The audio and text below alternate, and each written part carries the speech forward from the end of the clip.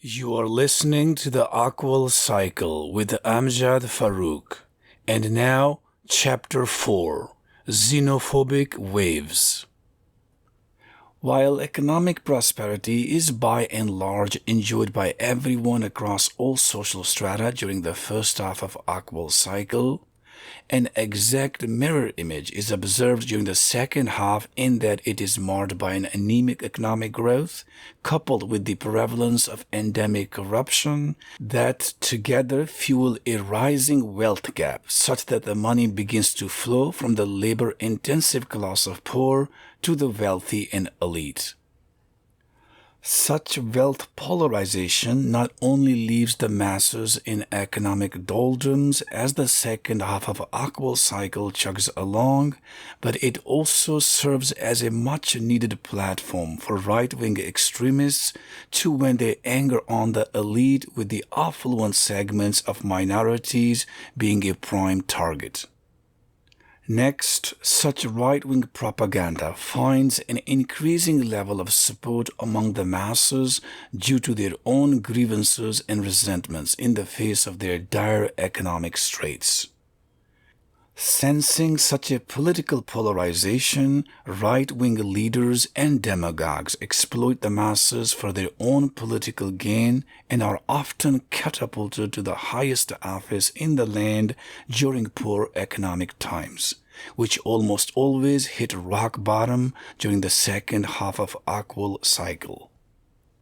With the minorities portrayed as economic opportunists, gung-ho on annoying the interests of the majority by far-right leaders, it is only a matter of time before such xenophobia turns into social unrest, ethnic uprisings, or even ethnic cleansings during the second half of Oqual cycle. That the onset of the second half of Oqual cycle marks the beginning of challenging times ahead for the minorities is perhaps best illustrated by the expulsion of Jews from Spain that occurred almost in parallel with the onset of the second half, 1493 to 1534, of the first Aquanium, 1451 to 1534. In what came to be called the 1492 Reconquista, when Muslim rule over the Iberian Peninsula finally ground to a halt after nearly 800 years, and when it did, the Jews also lost the freedom to practice their faith, and those who refused to convert to Catholicism were forced to seek refuge elsewhere around the globe.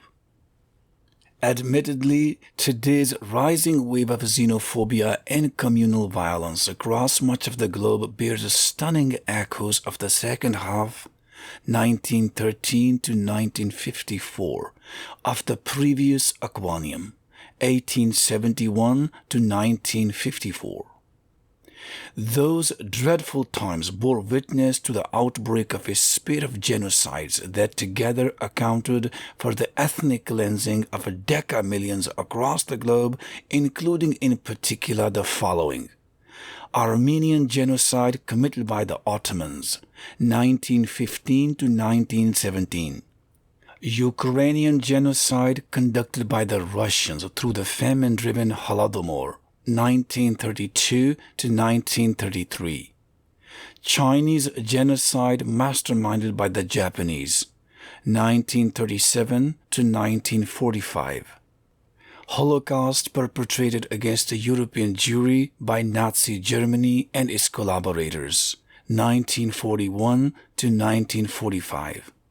Indocaust, stemming from the genocide and forced migration during the Indian Partition, 1946 to 1948.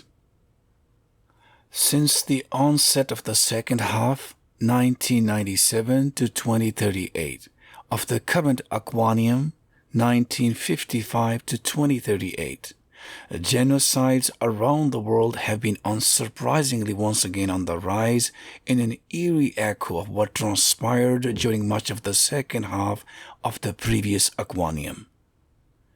Notable cases include the systematic killings of as many as 70,000 Bambutis by the Congolese government between 2002 to 2003. 500,000 Darfuris by the Sudanese government since 2003. 10,000 Yazidis by the notorious ISIS outfit between 2014 to 2019. 40,000 Rohingyas by the Burmese government since 2017. Still, these statistics do not truly capture the full extent of ongoing oppression and killing of minorities by state-sponsored actors around the world. Notably, at least 1 million Uyghurs have been allegedly interned or detained against their will so as to sinicize them by the Chinese authorities since 2014. Though the extent to which this constitutes persecution is debatable given that the Chinese authorities have dubbed it re-education. And one must not be quick to pass judgment on the Chinese culture using the Western benchmarks. In particular, only fools would buy into the propaganda of grossly exaggerated plight of Uyghurs as reported by the rather biased and hypocritical Western media. While they turned a blind eye to the systematic killing and uprooting of millions in the wake of 9/11 wars, the Western media were among the first to call out China, whose crimes pale in comparison. To add insult to injury, the Western media deliberately portrayed the heinous crimes committed during the decades-long 9/11 wars as a price worth paying for freedom and liberty, even though they themselves are being denied such basic human rights in their own backyard. Simply put, the Western media continue to use the questionable plight of Uyghurs as a veneer to masquerade the evil acts committed by their own governments, in that they must do the bidding on their behalf in order to remain in business. When one holds themselves sacrosanct, they are inherently going to overlook their own devilish acts, all the while pointing a finger at others. The Western media indeed have much soul-searching to do, rather than continue to make a fool of themselves through peddling a misguided sense of justice for humanity. Admittedly, a growing number of Westerners are turning to foreign media to get unbiased and unfiltered news on domestic and international affairs. Long story short, the magnitude and intensity of xenophobia follows a sinusoidal wave that ebbs during the first half of Oqual cycle in the midst of relatively prosperous times enjoyed by the masses, but then it begins to flow during the second half when things begin to turn sour. In particular, the world is going to witness the ongoing wave of xenophobia around the globe reach its zenith around Annus Horribilis, 2028, of the current Aquanium before it cools off with the arrival of the next cycle in 2039.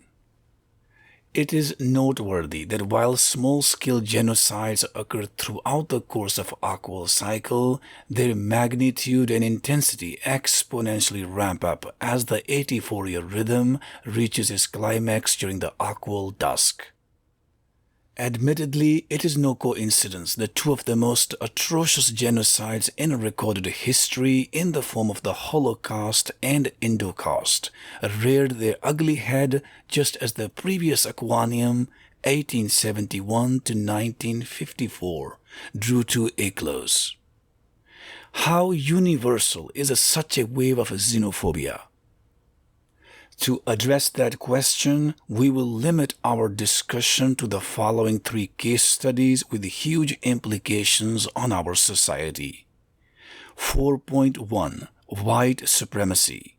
4.2 Global Antisemitism. 4.3 Hindu-Muslim Conflict.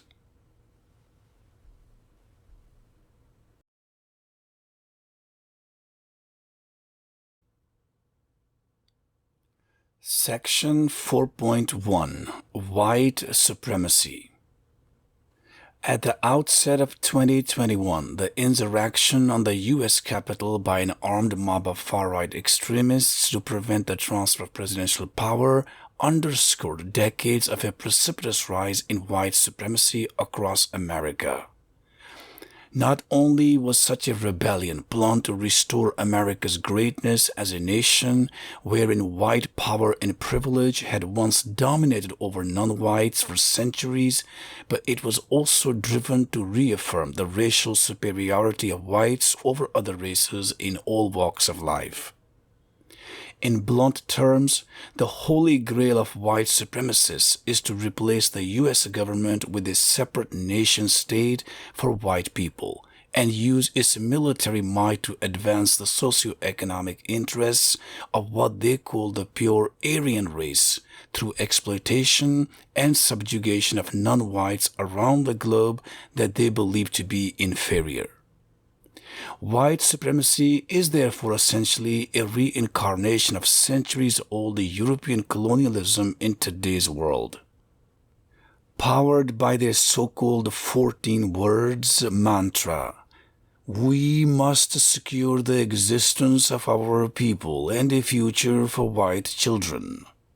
White supremacists subscribe to the following tenets. 1. Whites are genetically superior to other races. 2. White civilization is superior to other cultures. 3. White power and privilege should dominate over other people. 4. Whites should live in exclusive zones so as not to commingle with other people socially or otherwise. And 5. Whites are in danger of extinction due to being outnumbered by a rising tide of immigrants in their own backyard. Paradoxically, white supremacists fear diversity and pluralism that they naively believe to be an elitist plan to destroy them. Well, geez, it somehow does not seem to dawn upon them that it should be the inferior non-whites that ought to fear the superior white race, not other way around.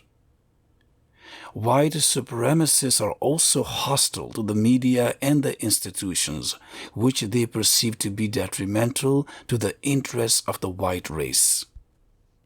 And they would like to roll back civil rights for non-whites so that the socio-political power solely resides in the hands of white people.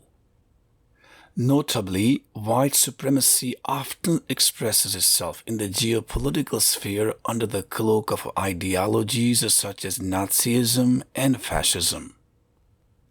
While the ever-rising threat of a dystopian society as viewed through the prism of white supremacy may have caught America by surprise, what perhaps no one realizes is that such a xenophobic ideology does not crop up randomly out of thin air, but rather it seems to ebb and flow over the course of Oqual cycle. In other words, white supremacy rolls downhill over the course of the first half of the Oqual cycle, but then begins to climb uphill almost in sync with the second half in what is dubbed the white aqua cycle.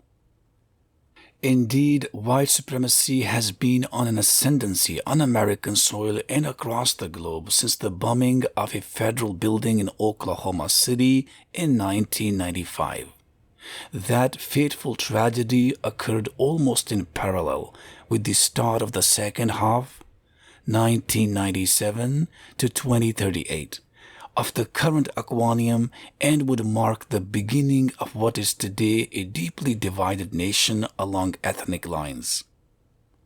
It is noteworthy that white supremacy is not only being bred on the fringes of American society, but it also finds a home in the upper echelons of the ruling elite, whose foreign policies are often predicated on the deeply racist assumption that Western civilization is inherently superior to other cultures in an echo of European colonialists who were driven by what they believed to be their God-given superiority to rule over other nations in the bygone centuries. Like colonialism before it, the defunct ideology of American exceptionalism over other nations also has its roots in white preeminence. In fact, the decades-long self-destructive 9/11 wars were essentially a product of white supremacy, with the goal to remake the world in America's image of what it considered to be good versus bad, as if other nations were bereft of moral values and righteousness. Ironically, today it is America that needs to look to other nations for guidance in the face of what amounts to nothing short of a societal meltdown at home from both the far left and the far right. On the far left, a rising tide of wokeism is threatening to ravage the moral fabric of the American society. On the far right, a growing threat of a civil war breaking out on American soil over the next decade or so would be shocking, but hardly surprising by any stretch of the imagination, given the socio-political upheaval that engulfs the nation today. However, America has been here before many times during the second half of every Oqual cycle in the nation's 250-year checkered history. Subsection titled Protection of Slavery was a major driving force for the American independence. The very birth of the nation in 1776, during what was then the dusk, 1766 to 1786, of the Fourth Aquanium, 1703 to 1786, was in fact the culmination of a decades-long push by white colonists to be granted greater authority to exercise absolute domination over the native tribes and the black people, as independence from Britain would hand them a free license to kill the former and exploit the latter like never before. Notably, slavery was first introduced on American shores in 1619 by the British colonialists barely a decade after they established their first colonial settlement in 1607 in what is today a historic site of Jamestown in the state of Virginia. However, as the 18th century entered its second half, Britain not only began to make amends with its tyrannical past of having been at the center of institutionalization of slavery across the Western world, but it would also increasingly find itself at unease in the face of white colonists wanting to take the exploitation of blacks to new heights under the watch of its colonial rule.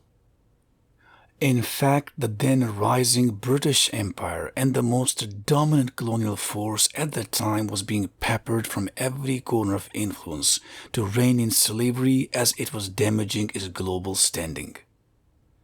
It would therefore be a huge understatement to say that one of the major driving forces for white colonists to declare independence from Britain in 1776 was to protect their golden goose of slavery. And why would anyone kill the goose that lays the golden egg? In the black people, the white owners had a perfect subordinate workforce that would deliver them riches due to their absolute bondage in that their slaves, 1. were denied education, 2. could not legally marry, 3. could be traded and put on sale like a property, 4. had no claim to their own children who could be likewise traded. 5. Could be raped or even murdered with impunity by their owners. 6. Could not own or inherit anything. And 7. Could be worked to death and often were. Signed in 1776, the U.S. Declaration of Independence proclaims that all men are created equal. Alas, as powerful as that dictation might sound, it spectacularly laid bare the hypocrisy of founding fathers, as either they must not have believed what they preached to others, or they must have considered the black people to be subhumans who in their eyes failed to even qualify as men. Surely the founding fathers could not have had a multiracial society in mind, lest they would have called for the end of slavery and equality for all people of God, not just white men, at the time the U.S. Constitution was ratified in 1787. Which, not so coincidentally, also happens to be the year when the fifth Aquanium, 1787 to 1870, got underway, in that the dawn of each Oqual cycle is accompanied by a breath of fresh institutions at the expense of old ones. In their defense, however, one could argue that the Founding Fathers' vision for America should not be judged by today's standards, as what may seem preposterous to us now was often perfectly in line with the norms of earlier times across the globe. Those times were bad, not necessarily the people, as our conduct from a position of authority is often dictated by the times we live in. In that sense, one could also argue the extent to which the centuries-old U.S. Constitution is even relevant to our lives today. Does one really need to own guns for their security in today's high-tech world, as opposed to living in the middle of nowhere in what was once an agrarian society? Although stipulated in the Second Amendment ratified in 1791, a little over a decade after the birth of the nation, the repeal of the right of Americans to bear arms would, however, throw a wrench in the works of white supremacists, often camouflaged as mass shooters. In fact, as enshrined in the U.S. Constitution, the right to gun ownership is essentially a tentacle of white supremacy, as it once practically armed the owners to kill anyone they perceived to be inferior to them or unknowing their interests with impunity. A scenario that has little changed over the past 2 centuries.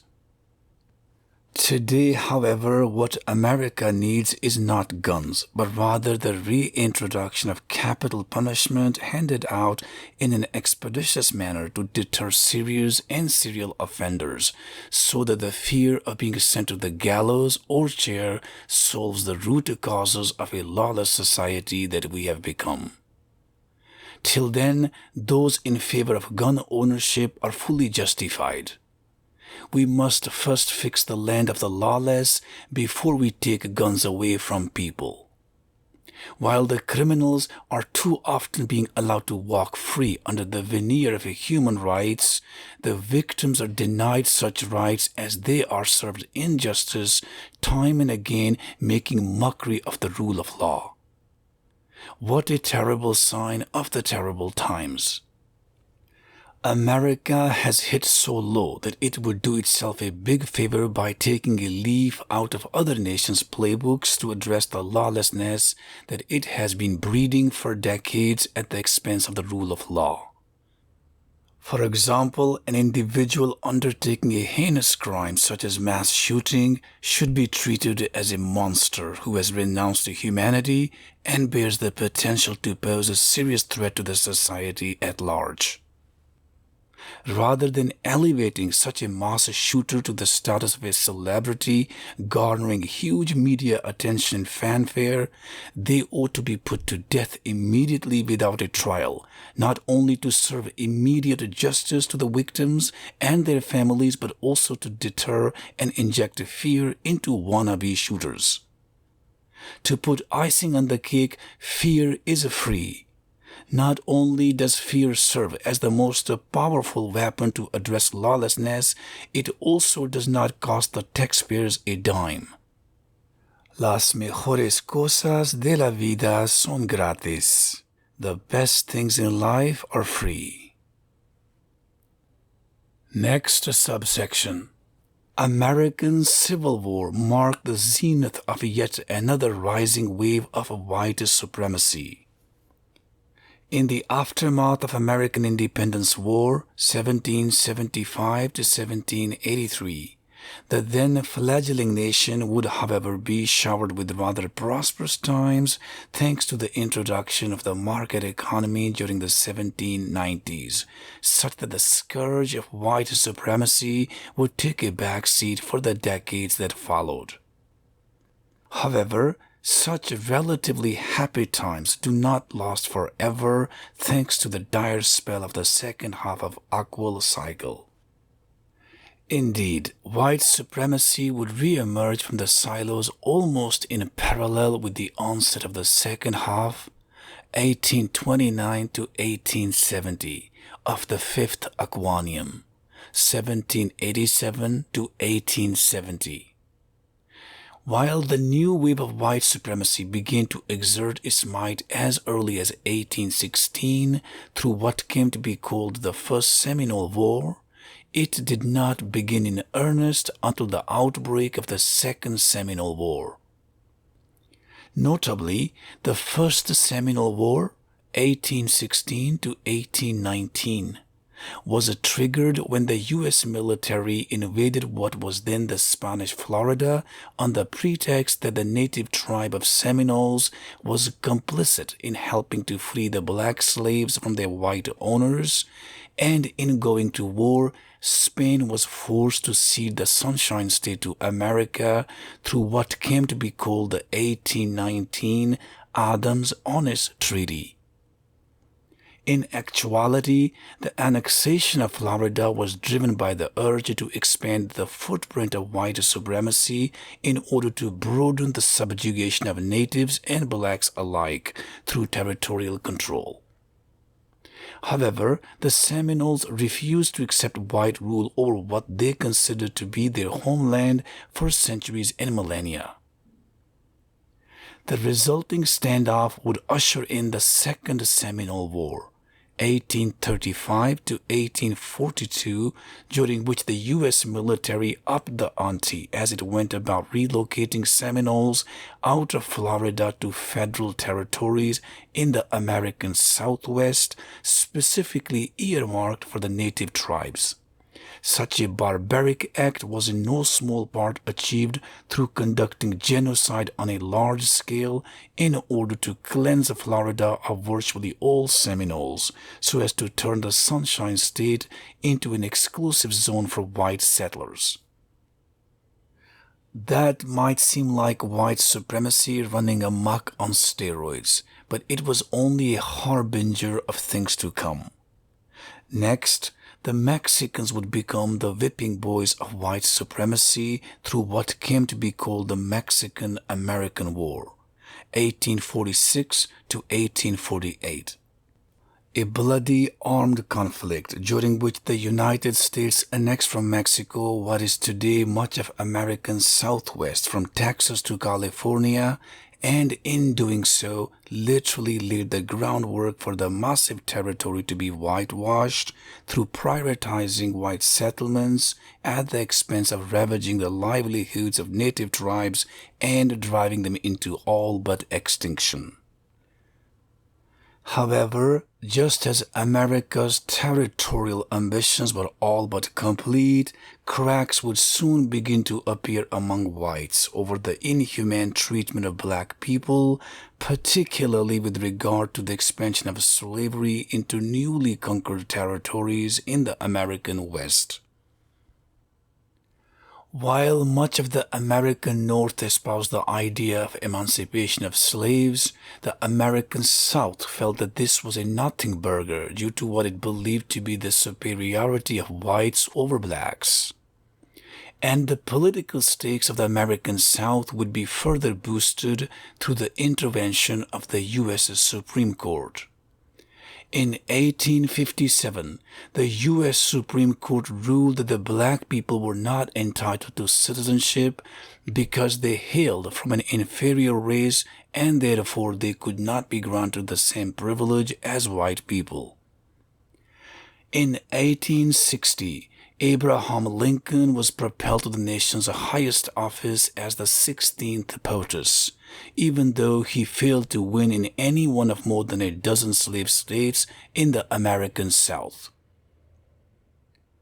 Being vehemently opposed to slavery, Lincoln's victory appeared to be the final nail in the Union's coffin, as it not only irked the slave states, but also sparked the secession of South Carolina a little more than a month after the 1860 election.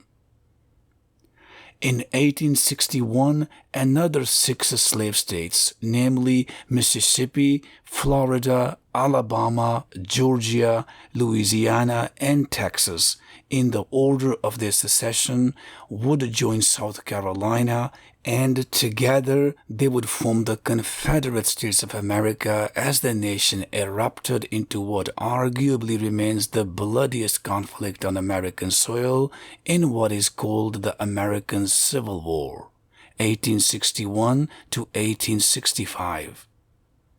Although 4 more slave states, namely Virginia, Arkansas, North Carolina, and Tennessee, joined the Confederacy soon after the outbreak of Civil War in 1861, the Union Army, turbocharged by black soldiers in relatively large numbers, would ultimately emerge victorious and keep the nation united as we know it today. While he made no secret of his opposition to slavery, Lincoln was no saint either, as he had his own reservations about the coexistence of black people within what he believed to be a white nation, as he summoned black leaders to the White House in the midst of the Civil War in 1862 and asserted, "You and we are different races. We have between us a broader difference than exists between almost any other 2 races. Whether it is right or wrong, I need not discuss.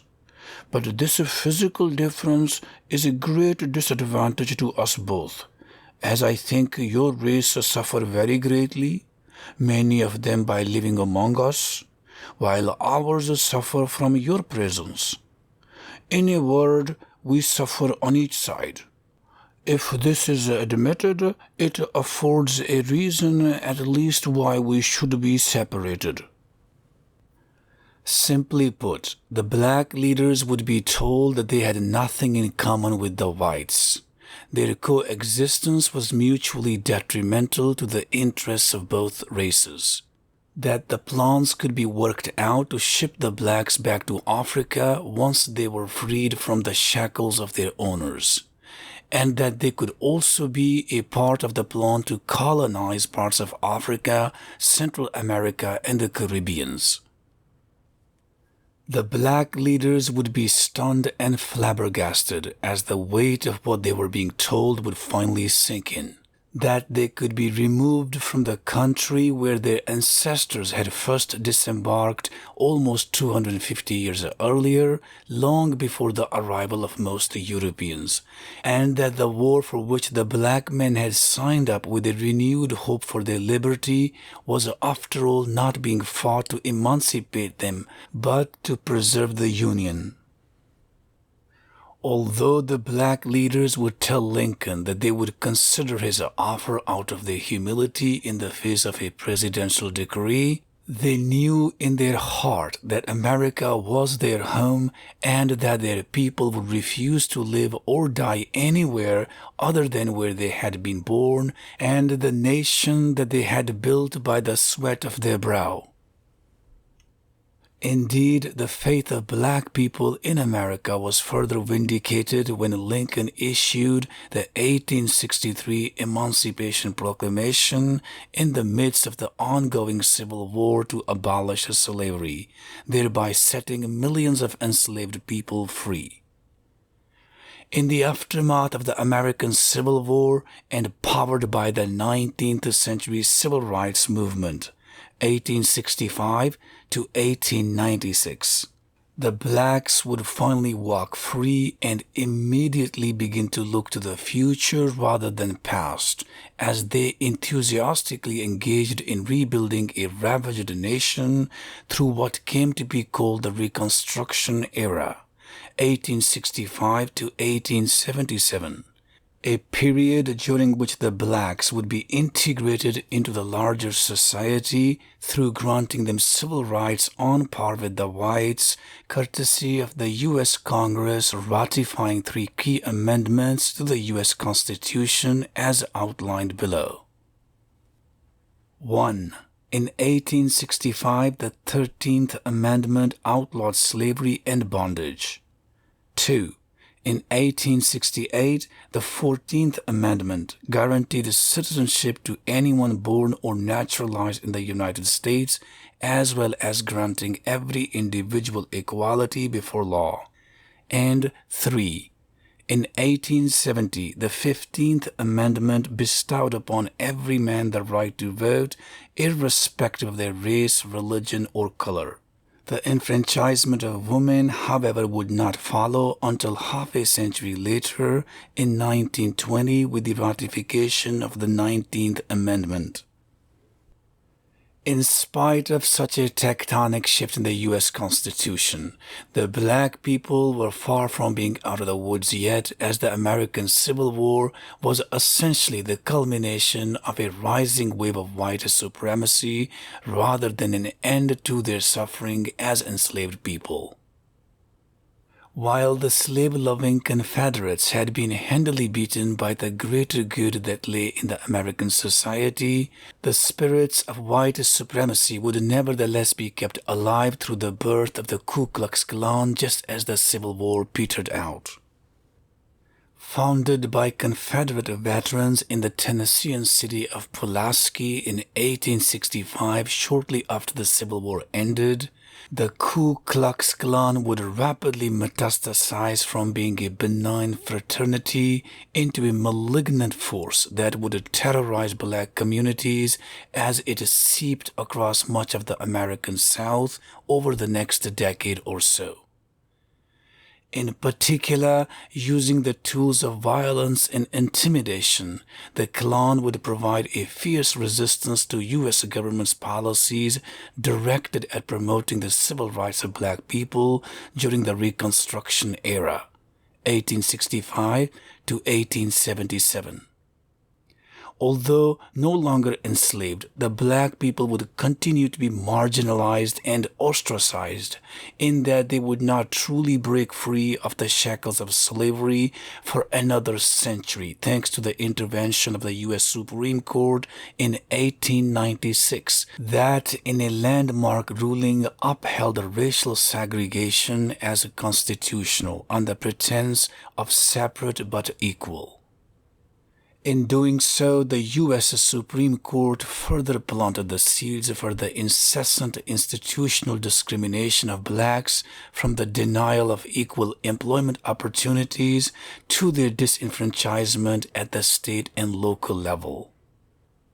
Additionally, the black people would face beating and lynching by white supremacists with impunity in what then still remained an apartheid nation even after slavery had been outlawed. Notwithstanding their relegation to the lowest rung of society and being treated as nothing more than third-class citizens, the black people were nevertheless free and would enjoy much greater liberty than they had ever been granted in the antebellum era, or before the Civil War, as the previous Aquanium, 1871 to 1954, kicked off in line with the promise of a relatively prosperous dawn. This was further aided by a relative decline in the fortunes of white supremacy.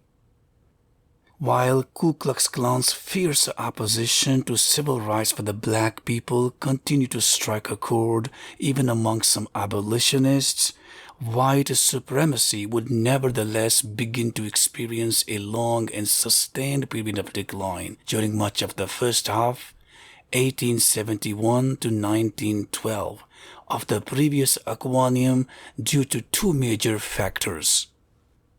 1. From the declaration of martial law in Klan-dominated areas to the use of military force to suppress its members across what were once the slave states in the American South, The heavy-handed approach deployed by the US government served as an antidote to keep white supremacy in check. And 2. Powered by the relatively prosperous times in what came to be called the American Gilded Age, 1870 to 1900. The support for the Klan by and large began to wane among the white masses, even though many of them continued to view civil rights for blacks as an encroachment on their socio-political interests. Alas, Ku Klux Klan had only been driven into dormancy rather than having been put to the sword. Next subsection. Immigration sparks another wave of white supremacy. In line with the recurring spell of an Oqual cycle, the Ku Klux Klan would be supplied with a new wave of lifeblood, just as the grisly second half, 1913 to 1954, of the previous Aquanium, 1871 to 1954, emerged. With an upsurge in immigrants arriving from Eastern Europe and other parts of the world during the first quarter of the 20th century, the Klan once again began to command a huge following among white supremacists who feared anyone who did not look like them, as they upped the attacks against new immigrants and also began to target the blacks with a heightened resolve. Such a rise in white supremacy was not only limited to those on the fringes of society, but it also had allies in the U.S. Congress that for its part would go on to enact the so-called 1924 Immigration Act, a deeply racist policy that practically banned immigration from Asia and significantly reduced it from other parts of the world but Western Europe, so as to weed out what it believed to be the inferior stock through the introduction of quotas for each nation based on its proportional representation among the citizens of the United States. Notably, the 1924 Immigration Act was less about making America great again, but more about making America white again. A familiar theme that returns to the front and center of white supremacist conscience during the second half of every Oqual cycle, as is also the case today.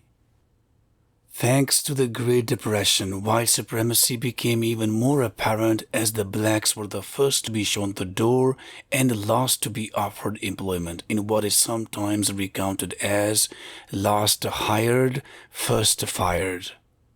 Even donning the military uniform did not spare the blacks. Although the black men would fight with gallantry in both World War I and World War II, many of them would be beaten and lynched upon their return home from the European Colosseum, where the much bigger wave of white supremacy in the form of Nazism and fascism had made its counterpart on American shores look like a small ripple by comparison. Interestingly, the demographic cohort born during the first quarter of the 20th century on American soil has come to be called the greatest generation, due to the fact that not only did it bear the brunt of the fallout from the Great Depression, but many among that generation also fought in World War II in one way or another. Yet, it somehow seems to have lost upon American historians that while the greatest generation may have fought for the freedom overseas, it not only did nothing to defend the liberty of millions of black people here at home, but was also in no small part complicit in suppressing their civil rights. Nevertheless, white supremacy would begin to taper off as the previous Aquanium, 1871 to 1954, drew to a close. With the arrival of the current Aquanium, 1955 to 2038, a new dawn of relative ethnic harmony began to knock on the door. Additionally, it would also open the door to right the wrong as the victims began to push back and neutralize the excesses of white supremacy gone bonkers. Indeed, the blacks and other minorities could finally breathe a sigh of relief as their socio-political status took a turn for the better courtesy of the 20th century civil rights movement, 1954 to 1968, that would finally drive a stake through racist policies such as institutional discrimination and racial segregation. The latter required the separation of people on the basis of their race in almost every walk of life, from schools and playgrounds, through transportation and restrooms, to restaurants and housing until as recently as the 1960s. Named after deeply racist theatrical shows dubbed Jim Crow that were being performed by white entertainers who earned their living through stereotyping and imitating the black slaves via abhorrent acts such as blackface, though to the delight of their white audience during much of the 19th century. Those so-called Jim Crow laws had been kept alive at the state and local level due to the intervention of the U.S. Supreme Court in 1896, even though they had been outlawed nearly a century earlier via the ratification of the 13th, 14th, and 15th Amendments by the U.S. Congress. Thanks to the 20th century civil rights movement spearheaded by Martin Luther King, the Jim Crow laws would be finally outlawed through the ratification of the 1964 Civil Rights Act.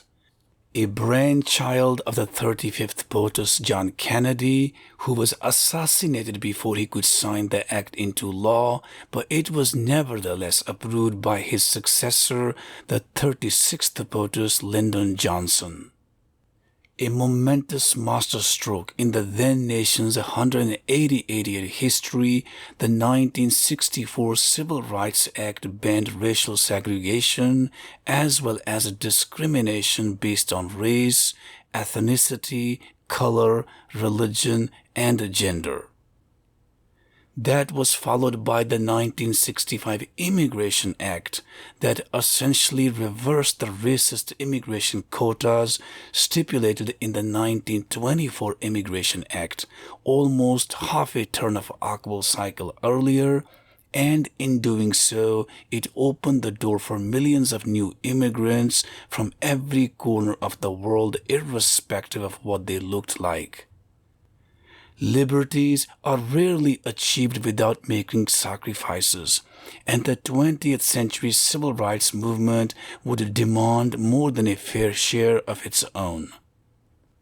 In 1963, the lives of 4 black girls were cut short after the Ku Klux Klan bombed the 16th Street Baptist Church in Birmingham, Alabama. In 1964, 3 black men involved in the civil rights movement were murdered by the Ku Klux Klan in Neshoba County, Mississippi. In 1968, the talismanic leader Martin Luther King would himself pay the price with his own blood for his dream of America as a promised land for all people, as he was assassinated in Memphis, Tennessee. In all, the 20th century civil rights movement would claim 41 martyrs as per the inscription on the Civil Rights Memorial in Montgomery, Alabama. Notwithstanding such setbacks, the black people were propelled by their newly granted civil rights as they would finally come home and walk with their head held high in the nation that they had built on their backs for centuries. with white supremacy having been muzzled due to little support for its propaganda among the white masses against the backdrop of relatively prosperous times during much of the second half of the 20th century, the blacks and other minorities would become increasingly integrated into the mainstream society as they set about making astounding contributions in every walk of life, from arts through sciences to sports, so much so that many pundits even began to wonder whether America was finally on a path to becoming a melting pot, wherein one's race and color would become a thing of the past so as to produce a culturally diverse nation with a shared goal of reaching the idyllic land of nirvana. Alas, they all forgot to pay heed to history as the dire spell of the second half of the Oqual cycle was yet to unleash its scourge on America once more. Next subsection. A new wave of white supremacy is rapidly gaining inertia. While white supremacy had by and large stayed under the radar during much of the first half, 1955 to 1996, of the current Aquanium, it would begin to rear its ugly head once more almost in parallel with the onset of the second half, 1997 to 2038, with the bombing of a federal building in Oklahoma City in 1995 by white supremacists that killed 168 people. Since the outset of the 21st century, white supremacy has experienced an explosive resurgence once again, thanks in large part to social media, but also fueled by a tanking economic well-being, with many among the white masses falling prey to the propaganda that the minorities are to be blamed for their rising socio-economic misfortunes. In particular, such a rising wave of white supremacy has been fueled by the following quintet of isms. 1. Vorism. In 2001, what began as a short and brief 9/11 wars would turn into decades-long conflicts that would serve as a springboard for the radicalization of a growing number of veterans returning home and then joining the ranks of far-right militias with the goal of toppling the federal government and making America white again. The 2021 insurrection on U.S. Capitol was in no small part spearheaded by white extremists and anti-government militia such as the Oath Keepers, Proud Boys, and Three Percenters, with many of them now facing trials for sedition and violent uprising against the U.S. government. 2. Obamaism. In 2008, the shared anathema of the election of Barack Obama as the first non-white U.S. president is believed to have been a wake-up call for a loosely connected network of an array of far-right and white nationalist movements to coalesce into a united front under the umbrella of what came to be known as the alt-right. 3. Blimism. In 2013, the birth of the Black Lives Matter, or BLIM for short, movement in response to police brutality and violence against black people telegraphed the racial stereotyping and poor treatment of blacks to the front and center of American conscience. In doing so, it has, however, also energized white supremacists to counter Blimism with an ever-growing legion of new recruits. 4. Wokeism. In 2014, an offshoot of BLIM called Woke emerged on the pretense of being abreast or aware of systemic injustice in the society, but quickly became bastardized into a morally disruptive cult that continues to serve as a fodder for the rapid growth of white supremacy, not to mention that it has also irked a big chunk of mainstream conservatives across all racial groups. And 5. Immigrationism. The rapid explosion in immigrants from a paltry 5% of the U.S. population in 1965 to almost 15% today in 2023 has been steadily adding further gasoline to the white fire as it continues to find new targets through the recruitment of disgruntled young white men more than ever before. It should be noted that everyone living in the United States is considered an immigrant unless they are either native-born nationals or naturalized citizens. Admittedly, the fact that America is undergoing a demographic transformation by leaps and bounds is not lost on white supremacists. As recently as 1950, the non-Hispanic whites made up almost 90% of America. Today, in 2023, the non-Hispanic whites barely make up 60% of the nation. By 2050, the non-Hispanic whites are projected to become a plurality for the first time ever in what would then be the nation's 274-year history. Understandably, such stats add further gasoline on the raging fire that white supremacy has turned into over the past couple of decades. Add to that the fact that a growing number of media platforms have also begun to increasingly serve as a mouthpiece for white supremacy among mainstream conservative socio-political circles. Although the Ku Klux Klan, with over 150 years of history under its belt, has also come out of the shadows with a vengeance, white supremacy today has largely been superseded by the alt-right on American soil. Once operating primarily in cyberspace as a fringe far-right ideology, the alt-right began to gain traction after Barack Obama was elected as the first non-white U.S. president in 2008. However, the alt-right would not come to prominence until 2016, when it is believed to have played a central role in mobilizing support among the far-right as it helped to propel Donald Trump to the nation's highest office against all odds. As the saying goes, you scratch my back and I will scratch yours.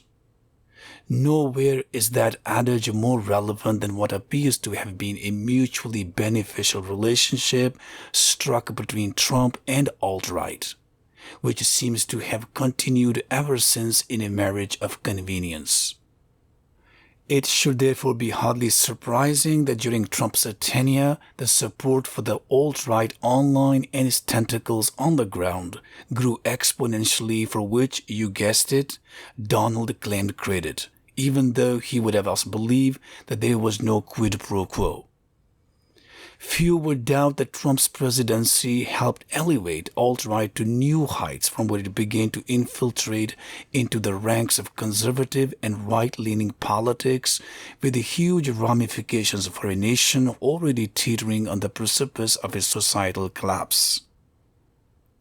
Notably, the alt-right and its entourage have become increasingly active online and offline, promoting in particular anti-Semitism, Islamophobia, and Negrophobia through posting racist flyers and organizing protests such as the 2017 Unite the Right rally held in Charlottesville in the state of Virginia, and the 2017 March Against Sharia held in many cities across the United States. In addition to its political activism, the alt-right also advances its propaganda through violence and intimidation. In particular, the alt-right exerts a huge clout over the radicalization and indoctrination of young men online who then go on to carry out deadly attacks on the lives and properties of non-whites in the real world.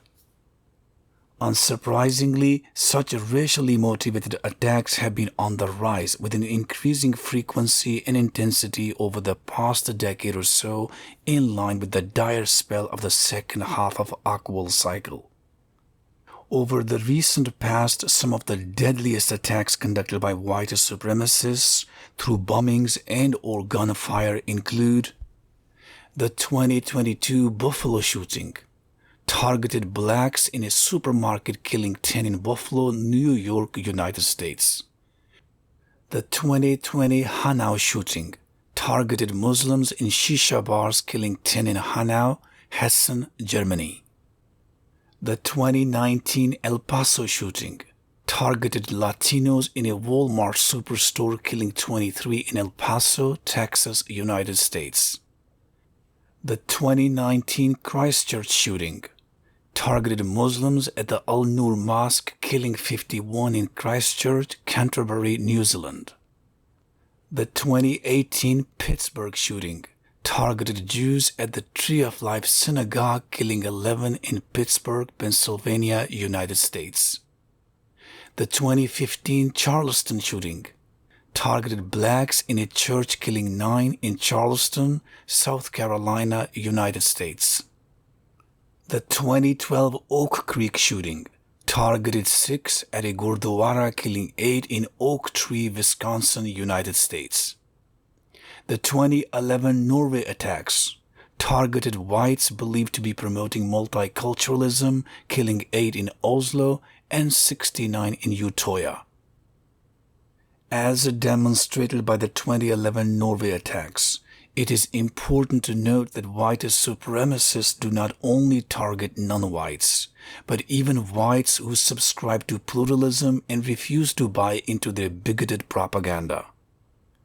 While a number of counter-organizations such as the Control Alt-Right and Delete Alt-Right have recently taken root to push back on the alt-right propaganda, it would, however, take more than just a keyboard to rein in white supremacy that has all but transformed America and the globe into a far cry from the relative ethnic harmony enjoyed by society writ large during much of the second half of the 20th century. Being in the midst of the second half, 1997 to 2038, of the current Aquanium, the attacks engineered by white supremacists against minorities will continue to get more deadly around the globe over the next decade, though they will likely crest around 2028, the next Annus Horribilis. Notably, the threat of white supremacy triggering a civil war in the United States around 2028 cannot be ruled out, particularly with Donald Trump poised to make a comeback in 2024 and with his presidency, or lack thereof, becoming a straw with the potential to break America's back. Indeed, white supremacy has always had its advocates among the ruling elite, and in Trump they have a perfect partner in crime to make America white again. Although an extremely unlikely possibility, should it bear fruition, one can be rest assured that, as always, Donald will claim credit. On the brighter side, as the current Aquanium draws to a close in 2038, white supremacy will begin to dwindle as it heads for the boroughs and will largely die out during the 2040s and 2050s. Finally, the next deadly tide of white supremacy will begin to emerge from the boroughs around Annus Horribilis, 2081, of the next Aquanium, 2039 to 2122, and will likely pose a serious threat again circa 2100, as the Annus Horribilis, 2112, begins to inch ever closer to the day of reckoning.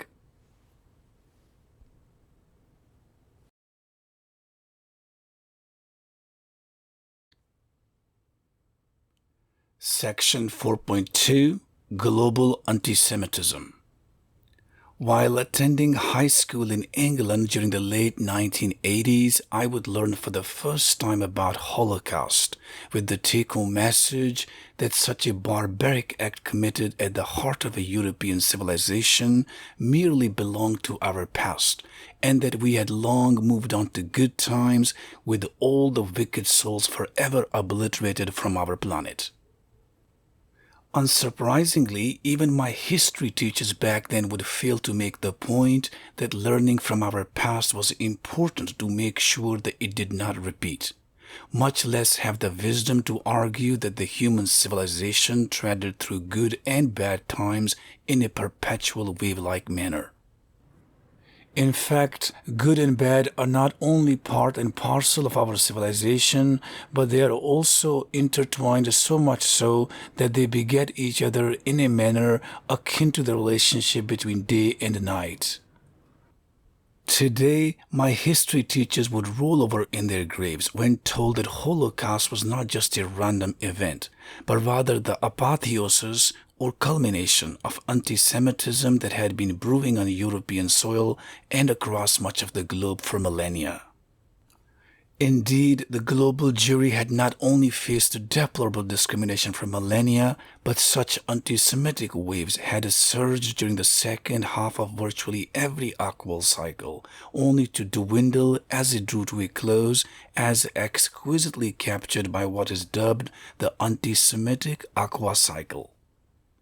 For example, prior to the Holocaust, the Jewish diaspora across the globe encountered a wave of rising discrimination during the second half, 1745 to 1786, of the Fourth Aquanium, 1703 to 1786, since the outset of modern age, when the Jews were increasingly expelled from many cities, banned from others, and even faced large-scale massacres from Middle East through North Africa to Europe. That dire plight of the Jewish people around the globe was further exacerbated by a series of revolutionary wars fought for the economic preeminence between the then great powers, from the 7 Years' War, 1756 to 1763, between Britain and France, through the Anglo-Bengal War, 1756 to 1765, between Britain and India, to the American Independence War, 1775 to 1783, between Britain and America. Against the backdrop of such geopolitical mayhem around the globe, the 18th century anti-Semitic cloud nevertheless had a silver lining in that during the 1770s, it gave birth to Haskalah, an intellectual movement founded by European Jews to promote Jewish identity and cultural advancement among the Jewish masses across the globe, including the revival of the Hebrew language, all the while becoming assimilated into the larger civic life dominated by Gentiles. Guided by Haskalah, anti-Semitism would significantly subside during the first half, 1787 to 1828, of the Fifth Aquanium, 1787 to 1870. However, the anti-Semitic wave would begin to rear its ugly head once more with the arrival of the second half, 1829 to 1870, of the Fifth Aquanium, when perpetual persecution and massacre of Jews on a large scale across North Africa, Middle East, and Europe would not only reach a fever pitch, but Samuel Beerfield would also become the first Jew to be lynched on American soil in 1868.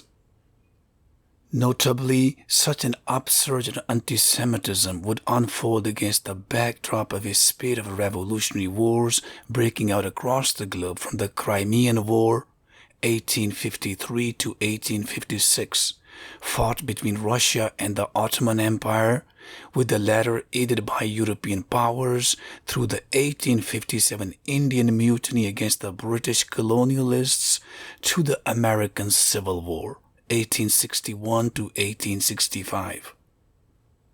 Indeed, such global conflicts that peak during the Oqual winters do not bear good omens for the well-being of the minorities. Perhaps the best way to demonstrate that the anti-Semitic wave of the 19th century reached its zenith during the second half of the Fifth Aquanium was summed up by none other than the then Pope Pius IX in regards to his views vis-à-vis the Jewish community of Rome after it lodged protests in response to the conversion of a young Jewish boy to Catholicism in 1871. "Of these dogs, there are too many of them at present in Rome, and we hear them howling in the streets, and they are disturbing us in all places. Against the backdrop of such a despicable treatment of Jews, the Jewish think tank began to lay the foundation of Zionism from around the mid-19th century at the expense of a Haskalah founded some 84 years earlier. Unlike Haskalah, which promoted the integration of Jews within their larger communities, Zionism would espouse the nationalist ideology and the restoration of Eretz Yisrael, or Land of Israel, as a homeland for the Jewish people. In his 1862 book titled Roman Jerusalem, and later translated into English in 1918, German philosopher Moses has argued that the Jews were not a religious group, but rather a separate nation, and that the establishment of a Jewish state in Eretz Israel ought to be their central goal, for it would serve as their spiritual and political center. However, Zionism was largely kept under wraps for much of the second half of the 19th century due to the fear of backlash, and only after the anti-Semitic wave tapered off would it be formally launched by the Austro-Hungarian journalist Theodor Herzl in 1897, albeit with a bag of mixed reception.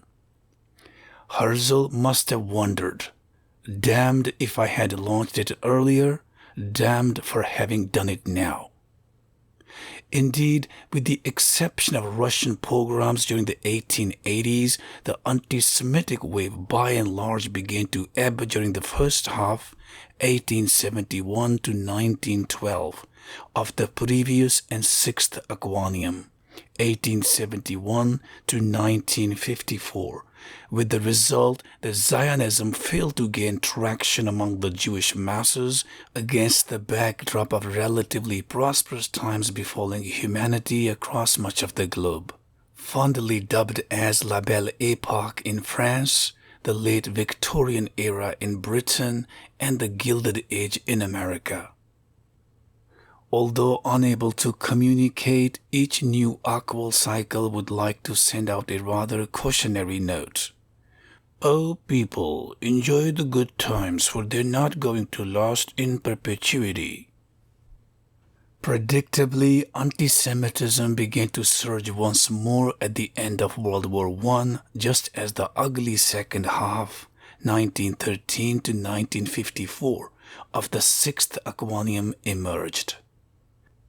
In fact, anti-Semitism was largely confined to the fringes of right-wing European politics prior to World War I, though anti-Semitic tropes continued to strike a chord among a sizable portion of Gentiles, as they had always done so since the beginning of times.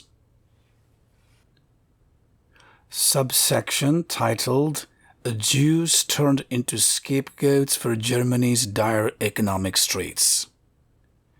In the aftermath of World War I, the badly wounded Germany attributed this humiliation to German Jews in that not only were they accused of stabbing in the back and having acted as traitors, but they were also scapegoated for Deutschland's financial woes. Even though Jews served in disproportionately high numbers in the German military and fought with valor. To add salt to their not-so-proverbial wounds, things continued to roll downhill for German Jews after having been stereotyped as not only disloyal and outsiders, but also being treated as second-class citizens in their own backyard for much of the 1920s under what was then Weimar Germany, 1918 to 1933, that had emerged after the defeat of Imperial Germany, 1871 to 1918, and the abdication of its Emperor Kaiser Wilhelm II.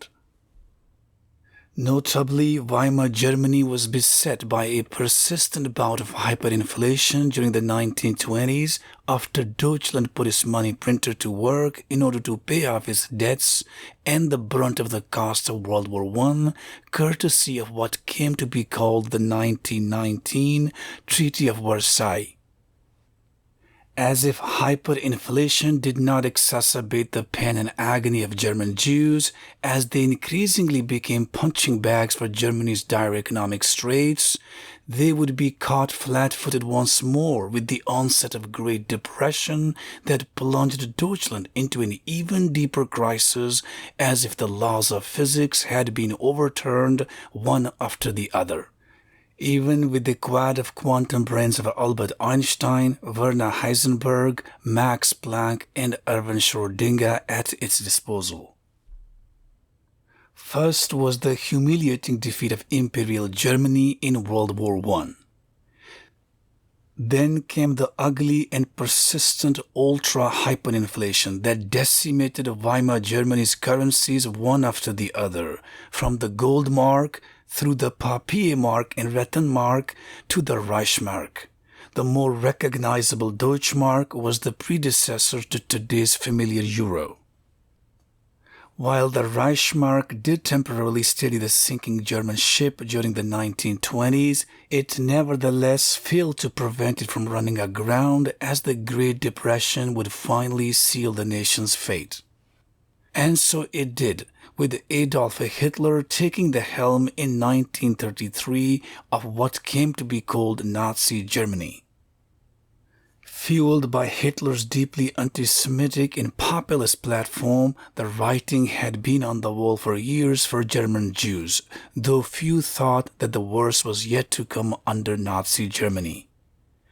In 1935, Nazi Germany enacted the so-called Nuremberg Laws, a roster of deeply anti-Semitic laws that institutionalized the discrimination and persecution of Jewish people, including the confiscation of their properties and stripping them of the right to German citizenship. In expressing a rather belated solidarity with my Abrahamic cousins, I solemnly declare, Ich bin Jude, I am Jew. Long story short, the palpable bigotry and humiliation unleashed upon European Jews during the second half of the previous Oqualium would subsequently culminate with the Holocaust, a systematic extermination of some 6 million European Jews, or 2 out of every 3, under the orders of Hitler. Those shocking numbers hardly capture the full scale of horror, as being killed with dignity and honor is one thing, but being deceived through false promises such as Arbeit macht frei or work sets one free, to add to a perpetual humiliation through forced labor, hunger, abuse, rape, suffering, and being stripped naked prior to being tortured to a slow and painful death is beyond the pale of even the most devilish act imaginable. In 1939, prior to the onset of World War II, almost 10 million Jews lived in Europe. In 2023, 84 years later, European Jewry accounts for a little more than 1 million. Over the same 84-year time span, the world population has quadrupled from 2,000 million to 8,000 million. Even when assuming the birth rate among European Jewry to be half that of the global average over the past 84 years, there ought to be at least 20 million Jews calling Europe their home today. Those abhorrent stats should leave Europeans with much soul-searching to do. As the saying goes, the only thing necessary for the triumph of evil is for good people to do nothing. Indeed, the Holocaust triumphed because so many, 1. Good Europeans turned their backs on their duty to protect their Jewish neighbors. 2. Mainstream journalists and media across both sides of the Atlantic sugarcoated the Nazi propaganda and downplayed the persecution of European Jews. And 3. Western leaders and their corporate cronies prioritized the profits over profits as they refused to answer the call of Jews in need. While the Holocaust triggered a mass exodus of what little remained of a European Jewry to every corner of the world, it was made all the more reprehensible due to the fact that there were few takers of overloaded ships crammed with the Jewish refugees running for their precious lives, as they would be turned away by country after country rather than being allowed to disembark.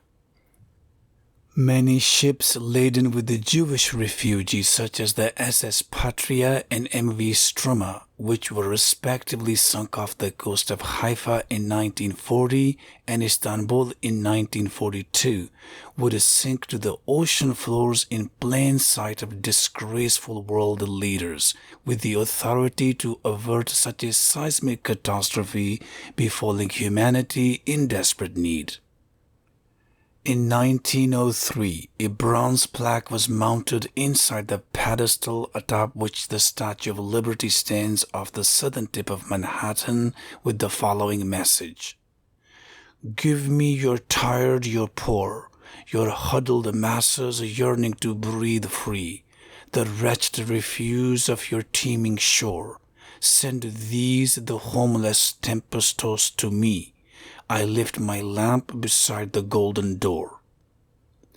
Even though the Statue of Liberty would have failed to capture the dire quandary facing Jewish refugees fleeing Nazi persecution, it would have hardly mattered, as America also by and large refused to open its doors to Jews when it would have made the biggest difference to those in desperate need.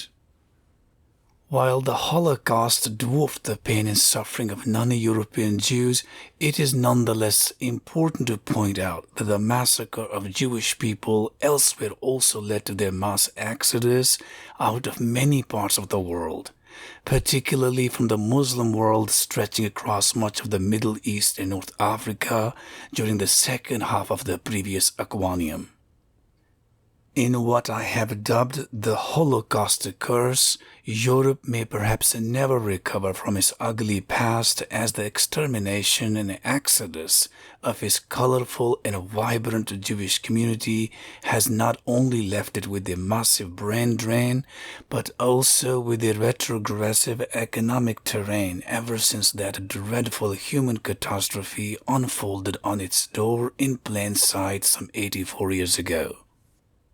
Indeed, Jewish people have always given back to their communities more than they have ever taken. History attests to the fact that the ingenuity and creativity of Jewish people has supercharged every country that they have called home, not to mention that it has also transformed ordinary nations into superpowers. And whenever such nations parted with their Jewish communities, their economic fortunes often nosedived into a deep canyon with no signs of ever flying again. After being briefed about the expulsion of Jews from Spain in 1492, the Ottoman Emperor Bayezid II is alleged to have said that only fools would believe that the Spanish royals were wise, for they have handed over their national treasure to him, referring to the fact that the emperor not only empathized with the dire plight facing the Spanish Jews, but he even ordered his navy to help them move to the lands under his control. When did the deadly spell of the second half of the previous Aquanium ease off on the European Jewry? Next subsection. Holocaust was a giant anomaly in the recurring anti-Semitic wave. Just as good things eventually come to an end, so do bad. With the arrival of the current Aquanium, 1955 to 2038 during the 1950s, a new dawn of hope and prosperity had indeed begun for the Jewish diaspora around the globe. With the State of Israel having come into being in 1948, Jews would once again not only walk with their heads aloft, but they would also put their onerous past behind and begin to rebuild their communities across the globe with a new vigor. Admittedly, anti-Semitism had all but been put to the sword during much of the second half of the 20th century, with the anti-Semitic wave having once again reached a nadir around the 1990s. Alas, the anti-Semitic wave would once again begin to rear its ugly head just as the 9/11 attacks struck America in 2001, so as to signal the onset in earnest of the second half 1997 to 2038 of the current Aquanium. In the aftermath of 9/11, Gentiles around the globe, and particularly the Muslim world, without an iota of evidence, would be quick to lay the blame on Israel and the wider Jewish diaspora for having masterminded the 9/11 attacks in their gambit to control the world. Sure enough, the 9/11 attacks were undoubtedly used as a pretext by the so-called American neoconservatives to remake the world in America's image of enslaving the masses and putting profits before profits.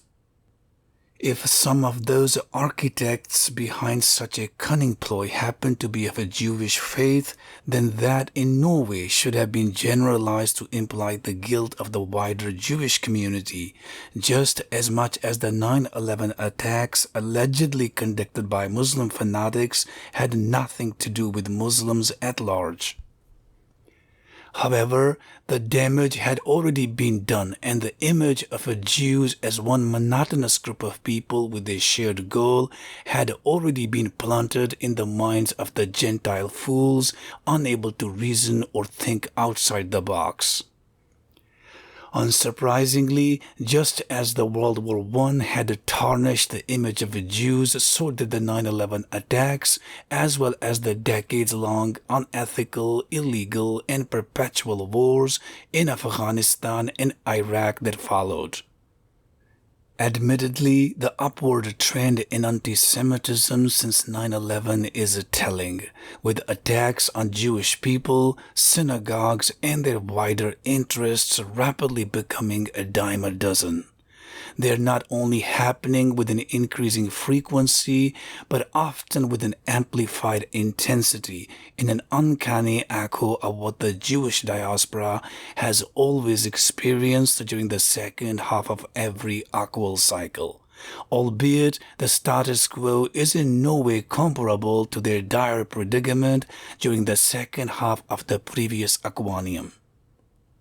In particular, the Holocaust can be viewed as a giant anomaly in the recurring anti-Semitic wave. One can only pray to the Almighty God that such a devilish act from our past has been forever cast adrift in the far-flung oceans to never return again.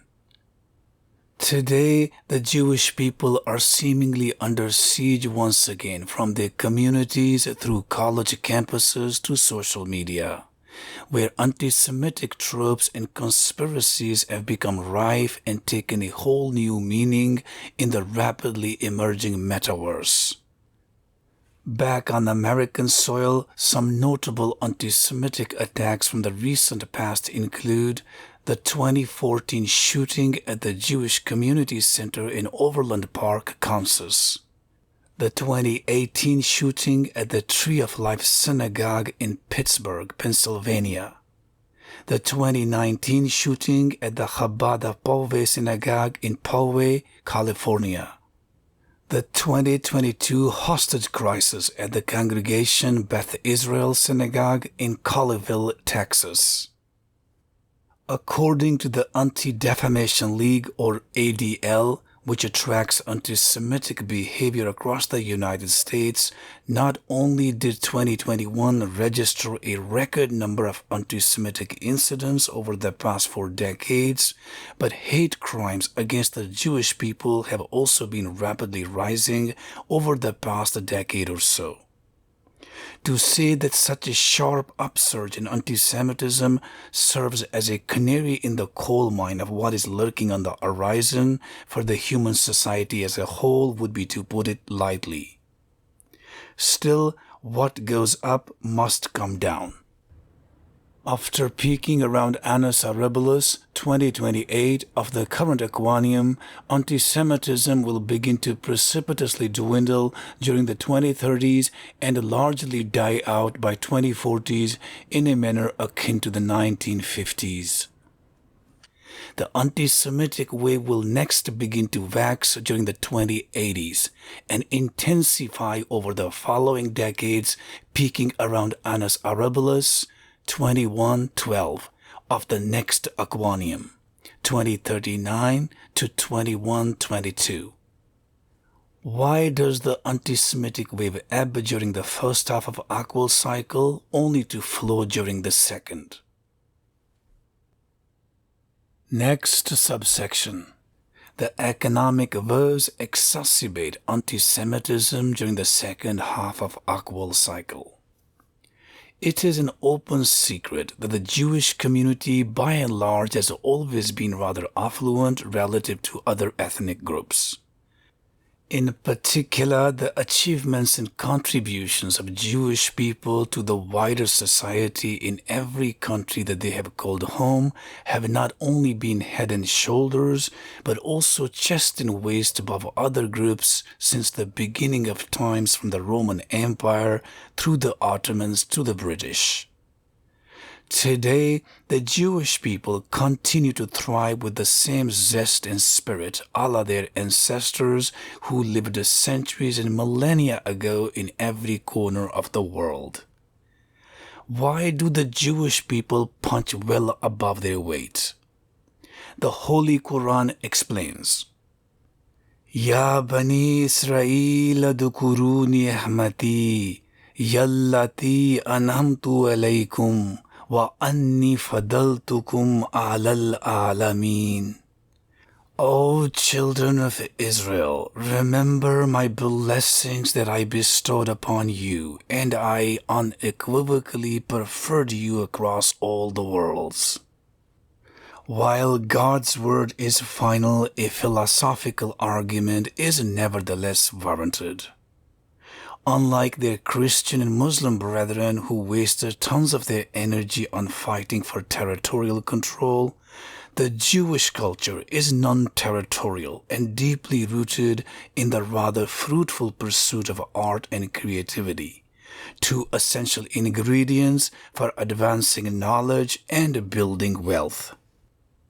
In other words, while Christianity and Islam are missionary religions with the urge to convert others to their faith by reason or sword if necessary, Judaism is a non-missionary faith with a deep respect for everyone irrespective of their beliefs. It is therefore no coincidence that while there are 2,000 million Christians today with the Muslims poised to overtake them by 2050, there are no more than 20 million Jews worldwide, even though they began their journey millennia before the other Abrahamic outfits would even emerge. Notably, the restoration of the State of Israel as the promised land for Jews was somewhat of an aberration in the overall spirit of the Jewish culture. Had it not been for the Holocaust to rear its ugly head during the 20th century, neither Zionism would have gained traction among the Jewish masses, nor the State of Israel would have seen the light of day, at least in our times. In fact, even today, Orthodox adherents of the Jewish faith across the globe, such as the Neturei Karta, are vehemently opposed to the very existence of Israel, in that they believe that Eretz Yisrael cannot be reclaimed by Jews until the arrival of the Judaic Messiah, a biblical figure who is to return to earth at some point in future to once again lead the Jewish people back to the land of Israel. The Holy Quran proclaims, And remember when Moses said to his people, O my people, remember Allah's favors upon you when He made prophets from among you and made you kings and gave you what He had never given to anyone in the world. O my people, enter the holy land which has been ordained for you by Allah, and do not turn back lest you become losers. Well, there you go. With all due empathy for the dire plight of Palestinians, the Quranic verdict for Eretz Israel as a homeland in perpetuity for the Jewish people is loud and clear. And that is the least the Arab world should pay heed to. Over the course of centuries and millennia, the Jewish people have been essentially driven out of every corner of the Middle East and North Africa into what is today a rather small state of Israel.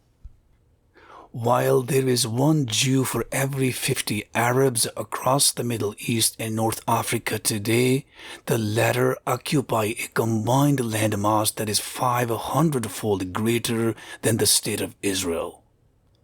Simply put, while the Arabs have 10-fold greater landmass per capita relative to their Jewish neighbors, they nevertheless remain gung-ho on their unwillingness to yield even an inch to their Abrahamic cousins. One can only conclude that the blood rivalry runs much deeper than even the buried oceans of Uranus. Still, the Jewish people can take heart from the fact that it is not the landmass, but rather the landmark that counts in this world as well as in the afterlife with the Lord of Ram, Moses, Jesus, Muhammad, and others. Although the Jewish diaspora comprises a paltry 0.25% of world population, or one soul out of every 400 is Jewish, it makes up almost a quarter of all the Nobel laureates ever awarded the prestigious prize, and a similar ratio is also etched among the wealthiest people in the world. While many people scorn wealth, they often forget that money earned in a righteous way is a blessing in disguise, for it not only brings prosperity to one's life, but it can also be used to help others who are less fortunate, as well as to build essential services for the wider community in one's own neck of the woods. Indeed, the Jewish culture is deeply motivated by the divine appetite to build and improve the moral, spiritual, and material well-being of their communities, as embodied in the so-called Tikkun Olam, a central pillar of Judaic traditions. Needless to say, philanthropy is virtually synonymous with the Jewish culture, as one can bear testimony to that in every walk of life, from schools through hospitals to community centers that serve the needs of all humanity. Notwithstanding such impeccable Jewish contributions, the Jewish masses nevertheless end up bearing the brunt of the fallout from many societal ills. For example, upon the collapse of a Ponzi scheme run by a Jewish individual, many Gentiles are quick to stereotype the entire Jewish community, even though Jews are not statistically any more likely than Gentiles to engage in such unscrupulous activities. Why the Jews are perceived to be so is due to the fact that they are disproportionately overrepresented among the elite and wealthy. And quite rightly so, due to their ingenuity, creativity, and entrepreneurial prowess rather than having exploited the system more than any other wealthy individual. Nevertheless, since it is only the wealthy that have the means to run genuine enterprises as well as bogus ones, the Jews are inherently going to be seen as bad guys, even though the ratio of bad to good among Jews in the positions of power is the same as any other religious or ethnic group within that privileged demographic. Indeed, no one has monopoly over good and bad, for it transcends all cultures and societies in a proportional manner. After all, it is part and parcel of who we are. Unfortunately, everyone pretends to be blind when the Jewish elite is punching well above its weight in the philanthropy arena, but they all seem to have a 20/20 vision when it happens in the Ponzi schema. That should be hardly surprising given that the human brain has naturally evolved to be more responsive to negative cues than positive ones in what psychologists refer to as the negativity bias.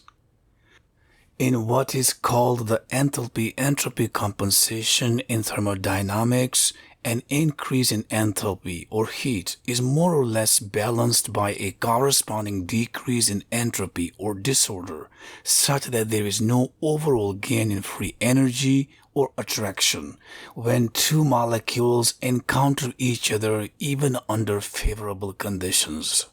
Such a compensatory effect acts as a bottleneck for the development of novel drugs harboring greater efficacy coupled with low toxicity.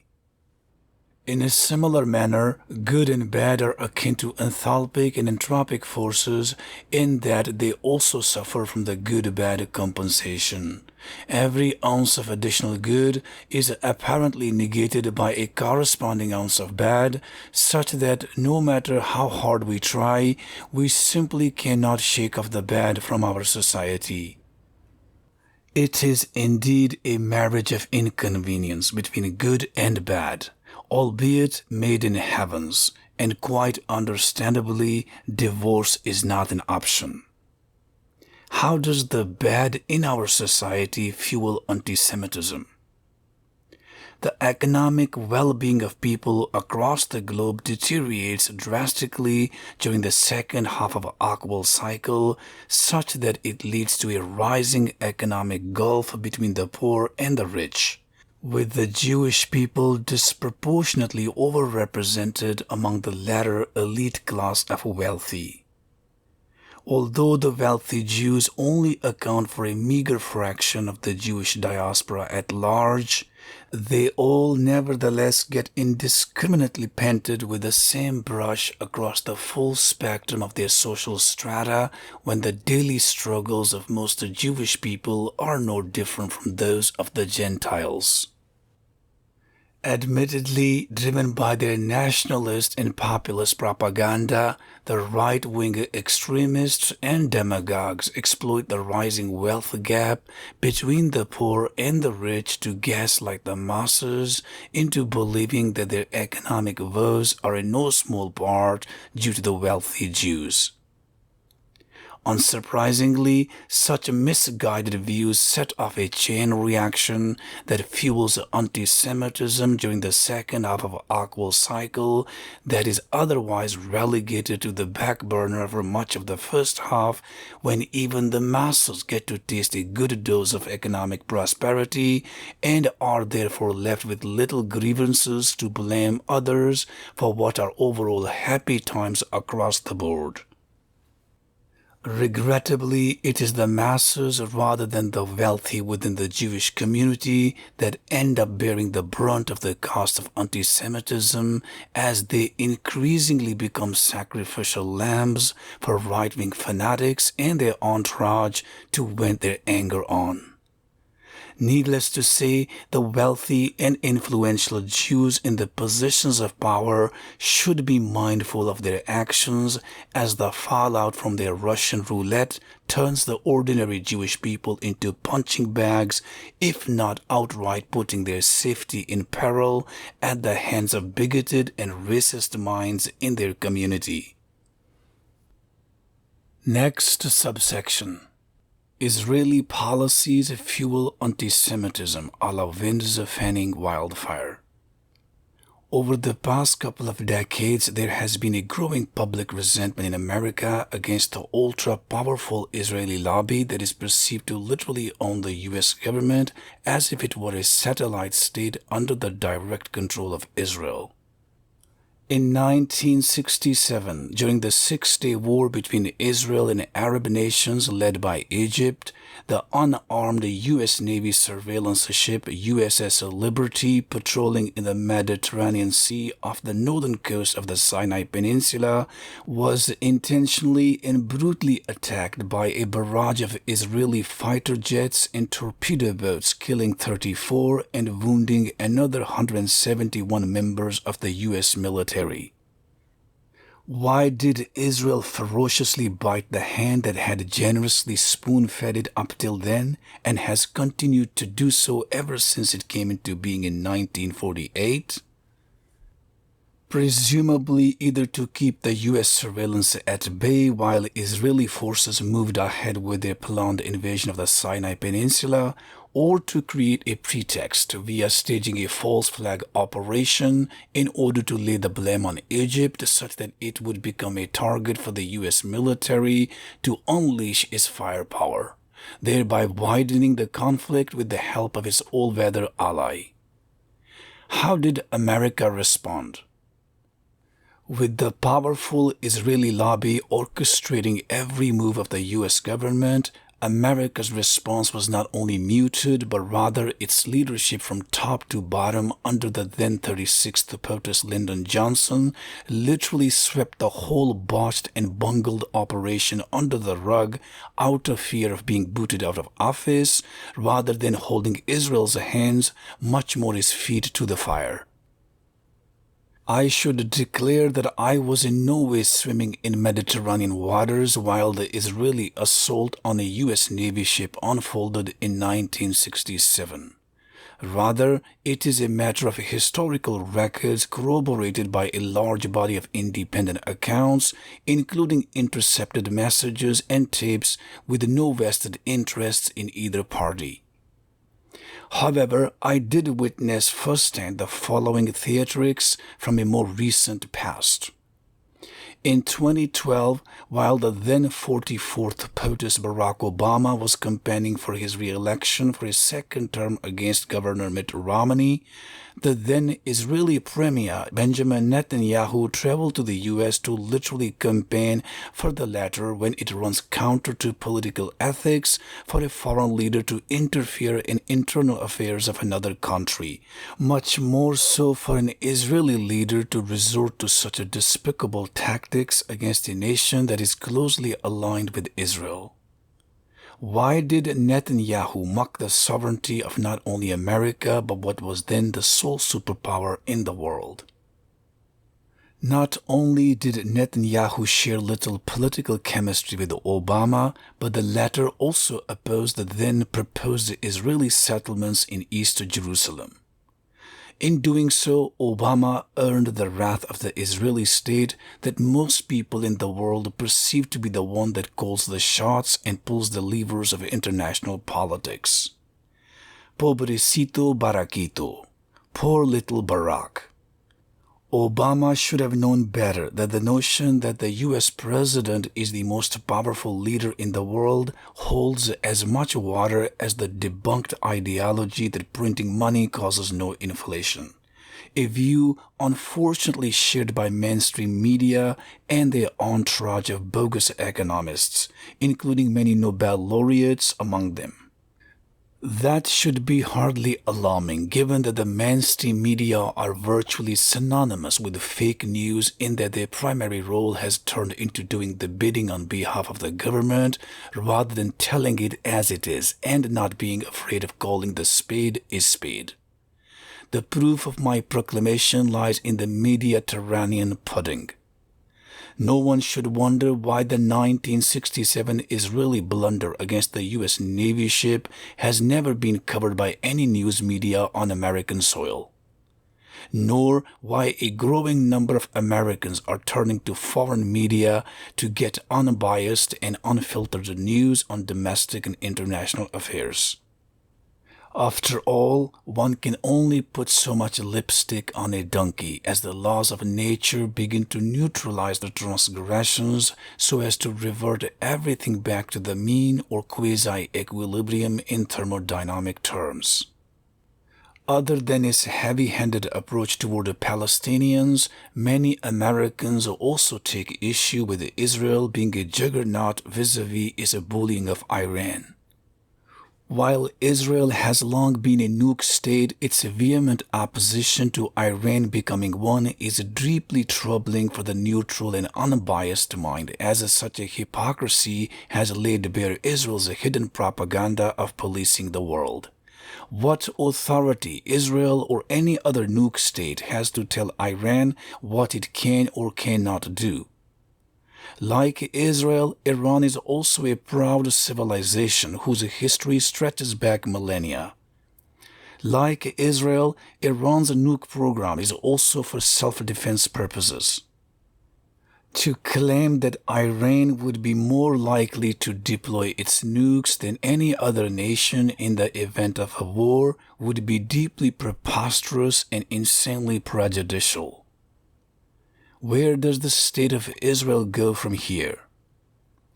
Up till around the beginning of the Christian era some 2,000 years ago, the Jewish people were in a majority and ruled over much of what are modern-day Israel and Palestine through various kingdoms such as the Kingdom of Israel and the Kingdom of Judah. Although Jews had been expelled from their homeland and forced to live in the wilderness by various powers well before the rise of Christianity, the expansion of Roman Empire across the Middle East during the 1st century marked the death knell for the Israelites as their exile and dispersion around the globe would reach a fever pitch in the aftermath of their kingdoms having fallen to the Romans. Under the Roman Empire, the Jewish homeland would become heavily Christianized from around the 3rd century onward, with the Jews becoming an increasingly smaller minority in what was once their own backyard. In 638, the Jewish homeland was conquered by the Rashidun Caliphate, under whom it would quickly become Arabized and Islamized. Over the next millennium or so, the Jewish homeland would exchange hands between various successive Islamic empires, such that it would become a majority Muslim region around the 12th century. In 1517, the Jewish homeland would fall to the Ottoman Empire and undergo further Islamization. In 1917, during World War I, the Jewish homeland was conquered by the British Empire under what came to be called the Mandate for Palestine. In 1948, the modern-day state of Israel was restored as a homeland for the Jewish diaspora so as to lead them out of the wilderness after a hiatus of nearly 2 millennia, to serve as an antidote to anti-Semitism and to make sure that the likes of utter evils such as the Holocaust would never see the light of day again. In that sense, the security of Israel ought to be the responsibility of every decent nation on earth. Yet, today's Israel has become a bully on steroids because its interests are predominantly aligned with bloating the coffers of its ruling elite and its wealthy stakeholders, rather than ordinary Israelis whose daily struggles are no different from the masses elsewhere around the globe. Today, like people in most countries, a growing number of Israeli citizens are becoming frustrated with being unable to cut through what has become an overarching red tape in their daily lives. It seems to me that Israel has not only taken a leaf out of America's playbook, but has also doubled down on how to turn the government of the people into an oppressive regime whose central goal is to control and enslave the masses so that they can be exploited for the benefit of the ruling elite and the wealthy. It should therefore be hardly surprising that many young Israelis today are not only looking to emigrate elsewhere, but a growing number of non-Israeli Jews are also fast becoming paranoid about their intricate relationship with Israel as it steadfastly marches toward crony capitalism in order to serve the top 1% at the expense of the masses. Still, while Israel and the Jews are anything but synonymous, they are unfortunately perceived to be as such by many Gentiles around the globe. Accordingly, the actions of the State of Israel, and in particular the Israeli lobby, matter a great deal as they bear the potential to turn public opinion against the Jewish diaspora at large. To be clear, it is not just the state of Israel, but virtually every state in the world is cruel in that its primary goal is to enslave and control the masses in order to exploit them to fill the coffers of the ruling elite. In fact, the very ideology of a modern-day statehood is damning to begin with. While the function of a state ought to be nothing more than a triad of securing the freedom and liberty of its citizens, to add to the defense against foreign interference, and to hold everyone accountable for their actions, today's states cast a much wider net over the lives of ordinary people, such that they not only steal from them, but also leave them with no privacy over matters that are fundamentally of personal nature. To say that the statehood is about serving the interests of a pico minority of the ruling elite at the expense and exploitation of the masses would be something of a huge understatement. Today, citizens in most countries do not even qualify as subjects, but rather their fate is best captured as being nothing more than serfs, who are trapped into a vicious cycle of debt from the day they are born till the day they die, courtesy of the state propaganda, often sugar-coated as a must-have medicine before being rolled out through state-sponsored or corporate scams such as one must keep up with the Joneses, one must hand over a big chunk of their hard-earned income, one must pay for a worthless degree to become a qualified window cleaner, babysitter, chef, driver, and whatnot. It is therefore hardly surprising that most citizens of virtually every country not only feel trapped, but also deeply resent their government because of its bureaucratic and barbaric policies that not only deprive them of their freedom and liberty, but also steal the fruits hard-earned by the sweat of their brow. Likewise, Israeli citizens are no different in that the actions of their government in no way express their complicity, but rather a violation of what they stand for.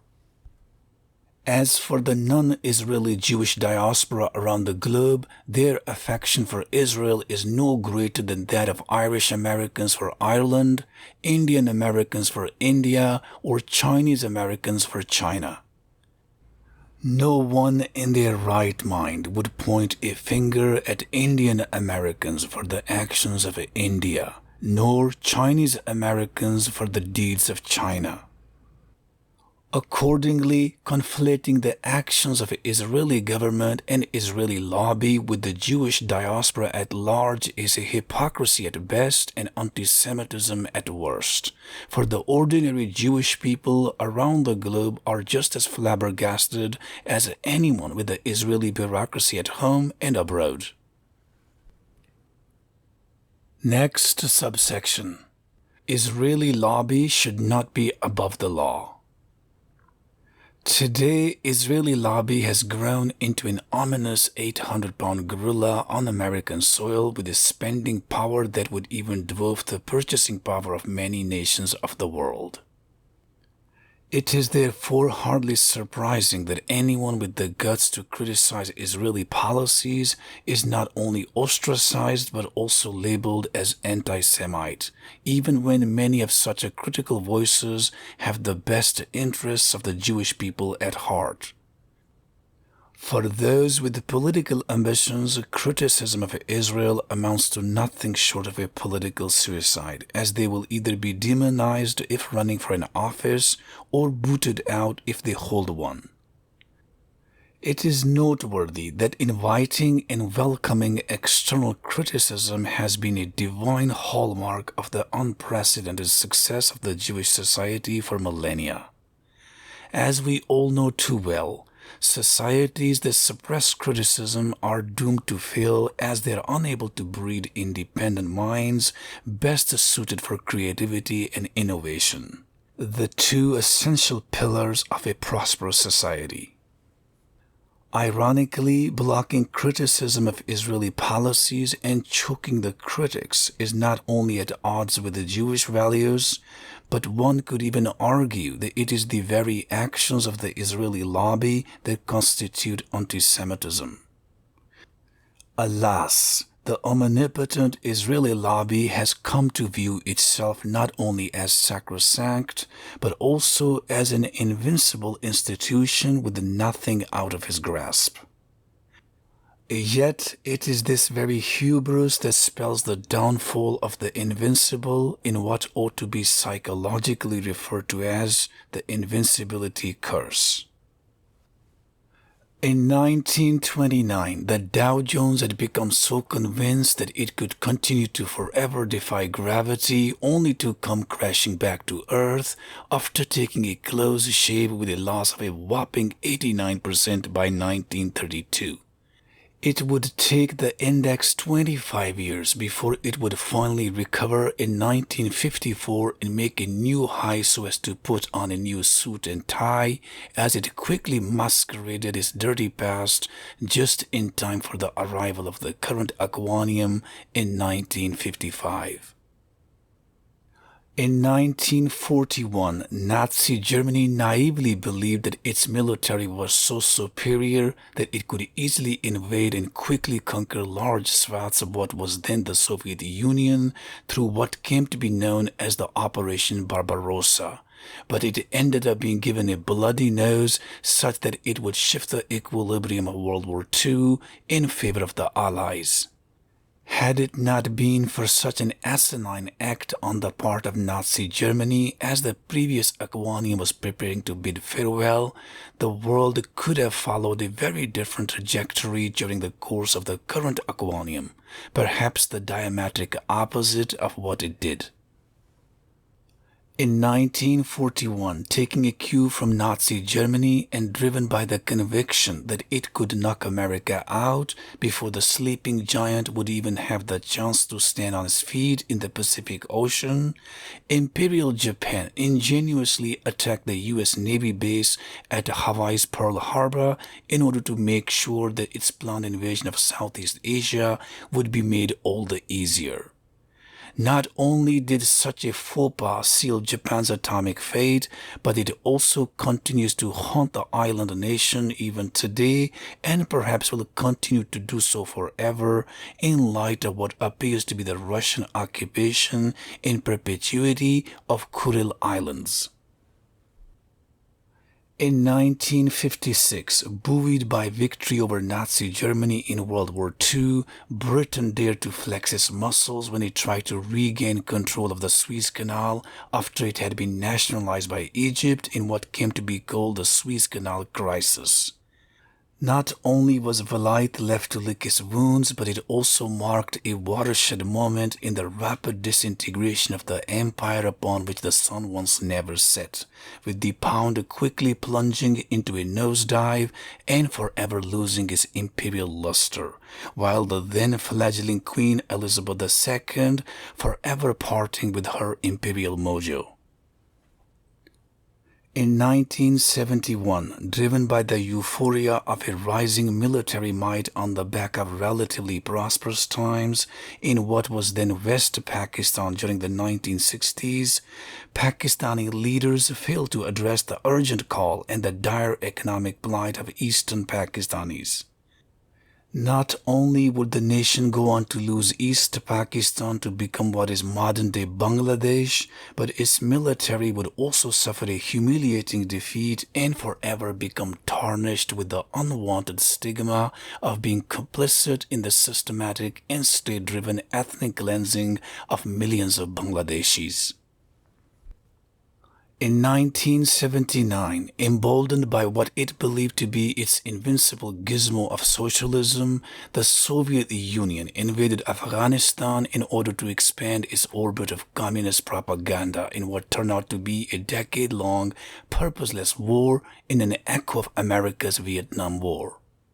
Such a mindless ploy not only left the Red Army demoralized, but it also bankrupted the Eurasian Federation so much so that it began to collapse under its own weight even before its soldiers from the Pashtun homeland had finally returned home. In 1984, after the euphoria of having emerged as a nuke state during the 1970s, India not only failed to properly address the needs of its diverse minorities, but also became increasingly emboldened to use force as a means of suppression. In what came to be called the Operation Blue Star, the attack on Sikhism's holiest site, Golden Temple, with the tanks and artillery fire, became the hill upon which not only the critical mass for a separate homeland of Khalistan for Sikhs would be reached, but such a blunder has since continued to threaten the Indian Union. In 2001, using the 9/11 attacks as a veneer while brimming with the chutzpah of being the sole superpower, destined for a utopian era waiting on the horizon with the promise of making its past look tame by comparison. The United States waged what would turn out to be decades-long wars in the Middle East in the name of liberty and freedom, but with the hidden propaganda of changing the world order so as to extend the branches of its hegemonic tree farther than ever before. Such a criminal gambit that would kill and uproot millions of innocent souls would not only backfire but would also come back to haunt America, in that the embers of the decades-long self-destructive 9/11 wars continue to rage to this day, with the nation teetering on the brink of a looming bankruptcy, with the US dollar edging ever closer to losing its global luster a la British pound in 1956 over the next decade or so, coupled with social and moral decadence at home, from soaring public debts through shrinking middle class to faltering infrastructure. In what I call the 9/11 curse, America literally dug its own grave in lieu of using the tragedy to undertake a big round of soul-searching so as to channel much-needed resources toward addressing what were then already becoming a growing plethora of domestic issues, rather than funneling every dollar of a U.S. taxpayer overseas to smash the world into pieces with the sole intention of bloating the coffers of its ruling elite and the wealthy at the expense of the pain and suffering of the masses that we can all see in plain sight today. And on a lighter note, in 2004, the soccer giant Arsenal became the Invincibles when it not only won the English Premier League title at a canter, but also did so without losing a single game throughout what is perceived to be a long, treacherous season, a feat never achieved before or since then in English football. While the dire spell of the Billy Goat curse on the Chicago Cubs lasted some 71 years, the Arsenal fans can only hope that the invincibility curse on the Gunners does not last as long as that of the cud-chewing ruminant, given that their team has been a shadow of the heights it touched some 2 decades ago, with that English Premier League title one being their last one, and with no hope of winning another one anywhere in sight. While that rundown constitutes nothing more than History 101, it should nevertheless serve as plenty of food for thought for the Israeli lobby, for everything eventually reverts to the mean, as no one is above the laws of nature. The transgressions inherently come pre-packed with a measured antidote, such that one reaps as one plants. Those laws are in no small part equally relevant to today's India.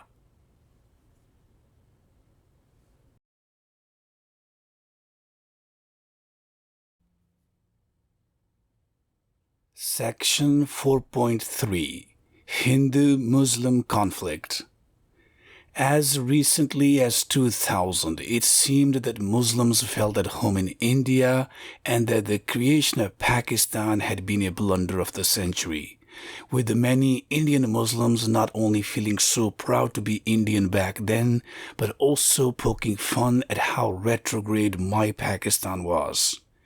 Not anymore. Nearly a quarter of a century later, many of those Indian Muslims confide in me that they could not have been more wrong back then, that they no longer feel safe in India, and that they wish their ancestors had left for Pakistan in 1947. While I wholeheartedly empathize with them, I also remind them that what they are going through today is nothing more than a rendezvous with the destiny that befalls humanity every 84 years when minorities around the globe bear the brunt of the fallout from the dire economic straits. And that they must persevere, for things will change for the better over the next decade or so when they will once again feel proud to be Indians. For their part, they think that I am unable to share their agony and that my words are intended to be nothing more than a pun, in that I am merely returning the favors a quarter of a century later. Well, I can only hope that they pay heed to the recurring spell of an Oqual cycle on our lives, as it will not only transform their understanding of how they ought to view the society, but also their own place within it. Indeed, the ongoing marginalization of Indian Muslims by Hindu supremacists within their own backyard is nothing new, but as old as the arrival of Islam on the Indian peninsula during the first millennium. However, such a Hindu-Muslim conflict is not random, but rather it ebbs and flows across the two halves of an Oqual cycle as captured by what is dubbed the Hindu-Muslim Aqua cycle. In order to illustrate that point, I revisit the highs and lows in the perpetual Hindu-Muslim schism over the past 500 years. Subsection titled Mughal Rule Alternated Between Benevolent and Malevolent Emperors, almost in sync with the two halves of Oqual cycle.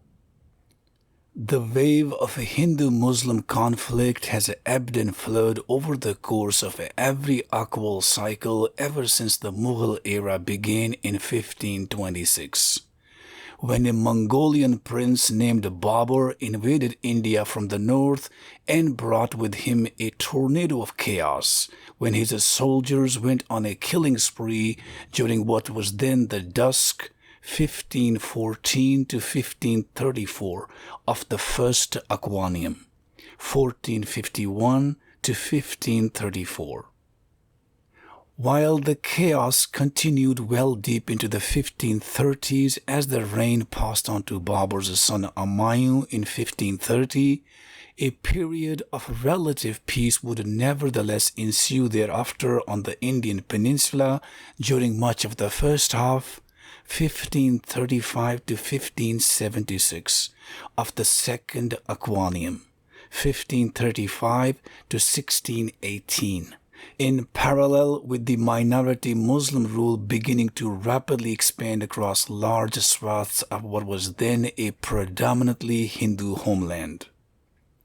In fact, Hindu-Muslim harmony reached its apex under the Mughal Emperor Akbar during much of the second half of the 16th century.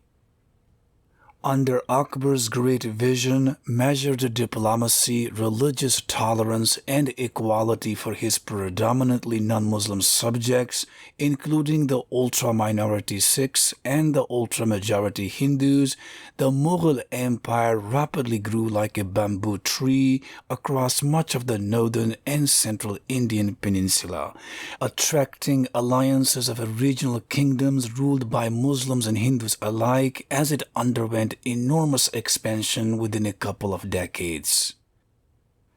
In particular, Akbar's India experienced a huge economic boom spearheaded by literary and technological innovations, social prosperity, and cultural harmony, the like of which have never been witnessed since on Indian soil.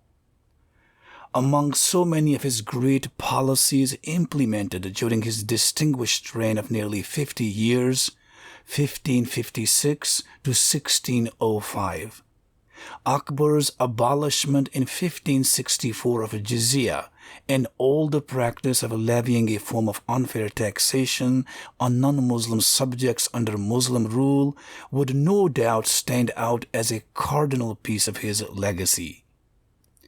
Akbar also instituted a complete ban on cow slaughter out of respect for his predominantly Hindu subjects, a policy that would be upheld by his successors throughout the Mughal era, 1526 to 1857.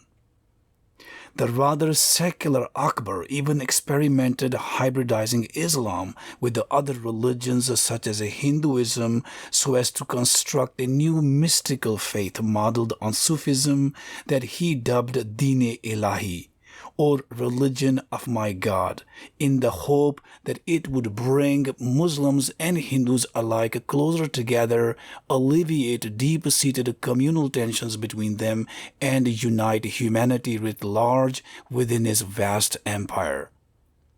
However, with the arrival of the second half, 1577 to 1618, of the second Aquanium, troubles began to brew in Akbar's empire, particularly with regard to the rebellious behavior of his eldest son and heir apparent Jahangir, who not only attempted to revolt against his father, but also began to show his true colors as a cruel maniac, in that he would put to death anyone he did not like or got annoyed by, and do so in the most inhumane manner possible. With the death of Akbar in 1605, during the dusk, 1598 to 1618, of the second Aquanium, ethnic harmony, however, turned on its head as the reign was passed on to Jahangir. While Akbar had carved out a large empire by the sweat of his brow, Jahangir would set about dismantling it with his reckless blow.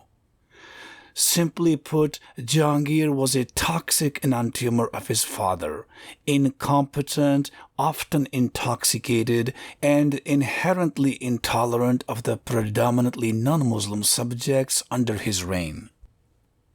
In 1606, Emperor Jahangir would hastily order the execution of the fifth Sikh Guru Arjan on the account of heresy, after the Guru was accused of exploiting and corrupting the teachings of Islam and Hinduism as Sikhism rapidly began to take a hold in Mughal India, though it was primarily driven by the emperor's personal animosity toward the Guru.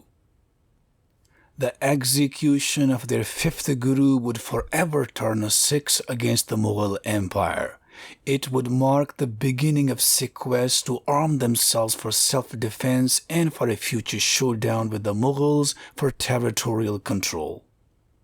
It was not only the ultra-minority Sikhs, but even large segments of the ultra-majority Hindus that would also be alienated under Jahangir's reign, with much of Mughal India left with a dose of soul-searching to do and in utter disarray vis-a-vis ethnic harmony.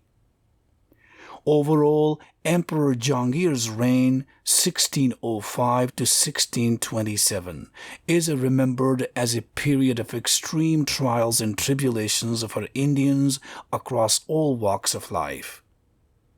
In 1627, upon Jahangir's death, Indians would finally be able to breathe a sigh of relief with the coronation of his son Shah Jahan as his successor.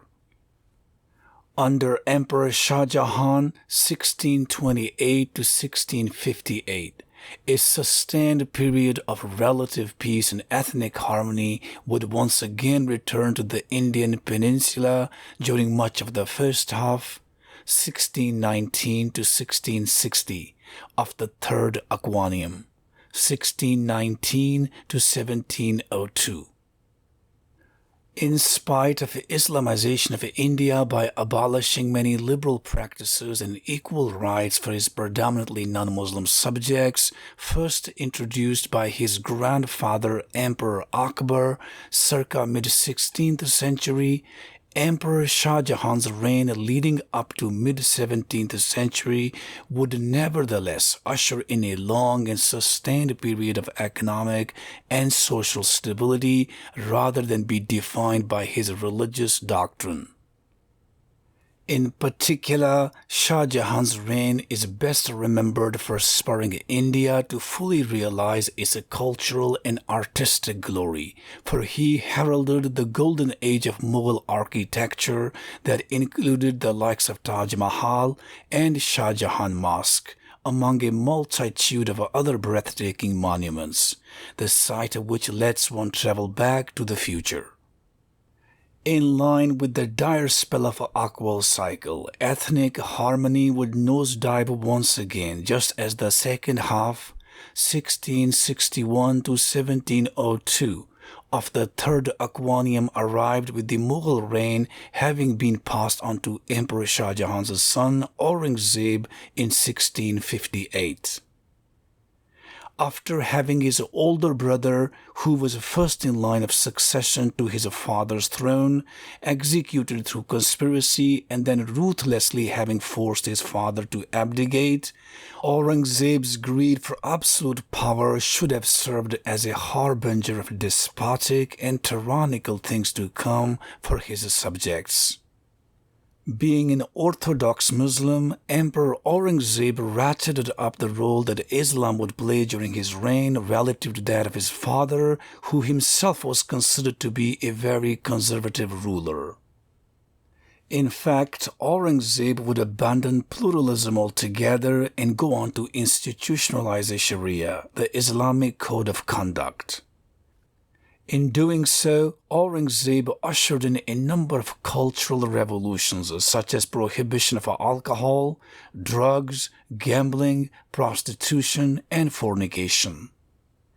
Additionally, Aurangzeb outlawed sati, an old practice among many Hindus wherein a woman was compelled to sacrifice herself by sitting atop the funeral pyre upon the cremation of her dead husband.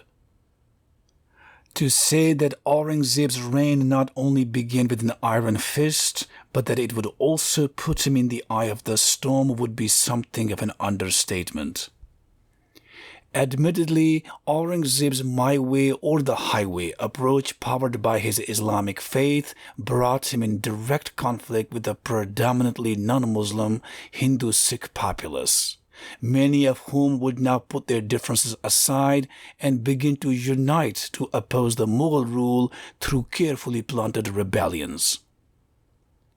In doing so, the non-Muslims earned the wrath of Aurangzeb, who in turn would go on to persecute them and double down on his rage by ordering the large-scale destruction of Hindu and Sikh temples, presumably using the pretext that they provided shelter to the rebels opposing Mughal rule.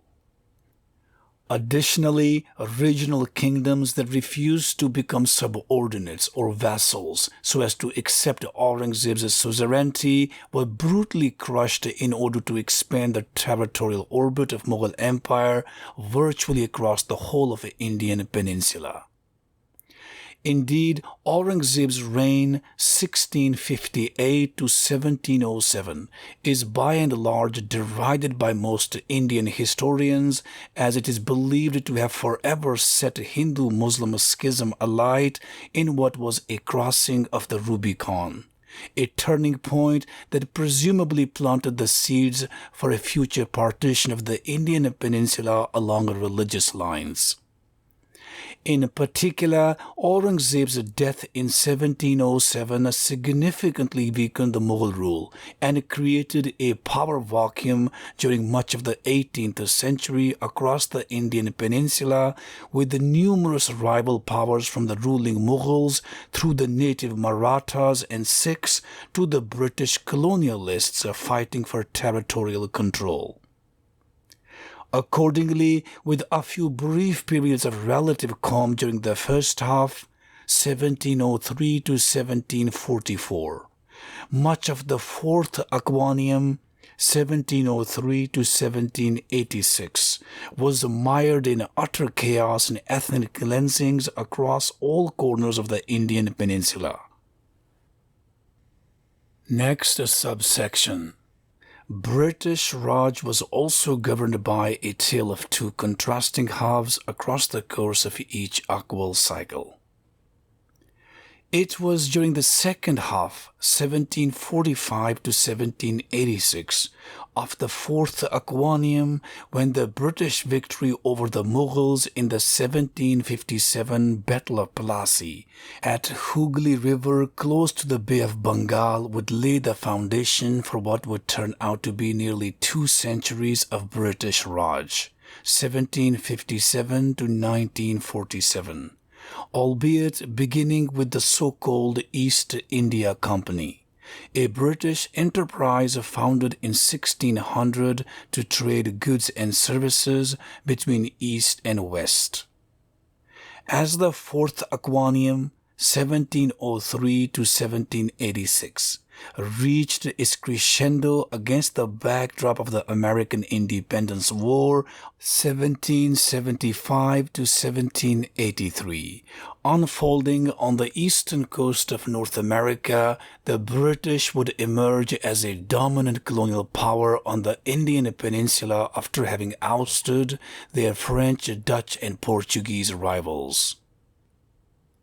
With the arrival of the first half, 1787 to 1828, of the fifth Aquanium, 1787 to 1870, the Indian peninsula would once again breathe a sigh of ethnic relief and things would tamp down for the most part. However, social unrest and ethnic violence on the Indian peninsula would once again rear their ugly head and shoulders with the arrival of the second half, 1829 to 1870, of the fifth Aquanium, when the British Raj would finally extend across every corner of the Indian peninsula, with the Mughals being allowed to remain as a symbolic figurehead. In doing so, the British suzerainty added gasoline to the resentment fire that had been gathering inertia among the native masses against the colonial master.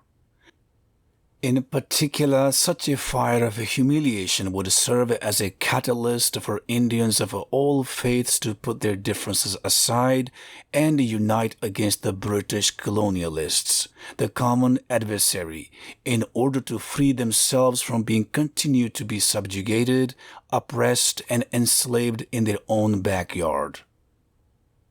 In 1857, in the midst of the dusk, 1850 to 1870, of the fifth Aquanium, such flames of trepidation were set alight when Mangal Pandey, an Indian freedom fighter, was hanged by the British.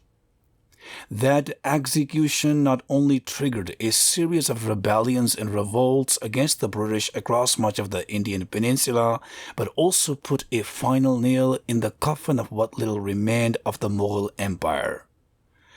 In the aftermath of what came to be known as the 1857 Indian Mutiny, the British government took up the reins from the East India Company and put India under the direct rule of the British Crown during the then Queen Victoria's reign through what came to be known as the 1858 Government of India Act. With that British ordinance, perpetual humiliation and killing of Indians by the British colonialists would finally ease off, as they were now not only being granted greater civil rights, but they could also lay claim to being direct subjects of the Queen rather than having been treated as little more than slaves by the East India Company. However, such a honeymoon period would not last beyond the first half, 1871 to 1912, of the previous and sixth Aquanium, 1871 to 1954, in line with the dire spell of Oqual cycle. With the onset of World War I almost in parallel with the beginning of the second half, 1913 to 1954, of the sixth Aquanium, the writing was on the wall for the end of relatively happy times that Indians had taken for granted over the past half a century or so. With more than 1 million Indians asked to fight for the freedom of Europeans while they themselves were being denied the same liberties in their own backyard, the shameful hypocrisy of the British colonialists could not have been better exposed by anything other than World War I. Nevertheless, Indian leaders led by their stalwart Mahatma Gandhi wholeheartedly supported the British during World War I out of misguided belief that their loyalty would be rewarded with independence and the end of colonial rule. Rather, in the aftermath of World War I, in which as many as 100,000 Indian soldiers perished fighting for the British across the globe, the Indians at home would be compensated with what came to be called the 1919 Jallianwala Bagh massacre, wherein the British troops fired multiple rounds of live ammunition on a large crowd of unarmed Indians who had gathered in Amritsar in modern-day Indian state of Punjab to protest against a spate of perpetual wartime oppressive measures and the arrest of their civil rights leaders. What made that massacre all the more disturbing was the fact that the Jallianwala Bagh, or Jallianwala Park, was closed off on 3 sides with unscalable walls or buildings with a shared entrance and exit located on only one side. The bigoted British commander called to the scene took advantage of such a topographical setting and ordered his troops to block off the only exit before having them indiscriminately shoot at the crowd until they had exhausted all of the ammunition at their disposal. Unable to flee from what had essentially turned into an inescapable coliseum, thousands of Indians were brutally and inhumanely put to death or left with debilitating scars, physical and psychological, for the rest of their lives. That brutal attack on the very conscience of Indian society stung Gandhi into action one last time after he unloaded his own secret weapon of satyagraha, or true path, a non-violent movement that professed civil disobedience and non-cooperation with the British colonialists across all walks of Indian life. With the satyagraha at his disposal, the British were found wanting on all fronts, as Gandhi had turned into their worst kryptonite. That satyagraha had indeed jump-started the final march toward independence was further highlighted with the execution in 1931 of Bhagat Singh, a revolutionary hero who took up militancy to fight for freedom against the British colonialists. Although Bhagat Singh's militant approach was at odds with satyagraha, he nevertheless played a leading role in awakening the conscience of Indians by becoming Shahid-e-Azam, or Great Martyr. Additionally, Bhagat Singh became a megaphone to express the sentiments of the voiceless masses after he coined the powerful Orindi catchphrase, Inqilab Jindabad, Hail a Revolution. While Gandhi had garnered an overwhelming support across all ethnic groups, including Hindus and Muslims alike, for his non-violent movement to liberate India from the shackles of British slavery, fractures in his strategy would nevertheless begin to emerge before too long, given the sheer complexity of India's multicultural makeup, with each religious faction vying to hold its own. In particular, the Muslim leader Jinnah was utterly opposed to Gandhi's political posturing, as he believed that satyagraha amounted to a form of anarchy that would be self-destructive, in that the only way to secure independence was to engage with the British through constitutional means. In 1939, such a political polarization between the two Indian leaders would only intensify and take on a whole new meaning with the outbreak of World War II, with India once again in the line of fire to provide millions of soldiers and prioritize millions of tons of precious resources toward the war effort of his imperial master rather than for domestic consumption, even though tens of millions of Indians would remain malnourished at home. However, Gandhi must have held close to his heart the following motto: "Fool me once, shame on you. Fool me twice, shame on me." Indeed, while Gandhi vehemently opposed the participation of India in World War II, his political nemesis Jinnah warmly cowed into British demands as he saw a golden opportunity to score political points. And so he did, as the British warmed up to Jinnah's divisive ideology of a separate homeland for Indian Muslims against a growing backdrop of ethnic uprisings and communal violence between Hindus and Muslims, reaching a fever pitch and showing no signs of cresting. In the aftermath of World War II, the badly bruised British Empire would finally give in to Indians' demand for independence, but before playing one last gambit, dividing the Indian peninsula into what is modern-day India and what was then a bipartite Pakistan, allegedly along religious lines, but the reality could not have been farther than that in what came to be called the 1947 Indian Partition. Next subsection. Indo-caste underscored the dire spell of the second half of Oqual cycle on ethnic harmony. With the Hindu-Muslim uprisings having already reached the transition state, the 1947 Indian partition would be unsurprisingly accompanied by Indo-caste, the large-scale genocide of at least 1 million people and forced migration of another 10 million during the partition of the Indian peninsula. With the arrival of the first half, 1955 to 1996, of the current Aquanium, 1955 to 2038, a new dawn of peace and prosperity would nevertheless emerge across both India and Pakistan in line with the promise of Oqual cycle. Though the latter would experience yet another partition of its own making, with its eastern half breaking away and coming into its own being as Bangladesh in 1971.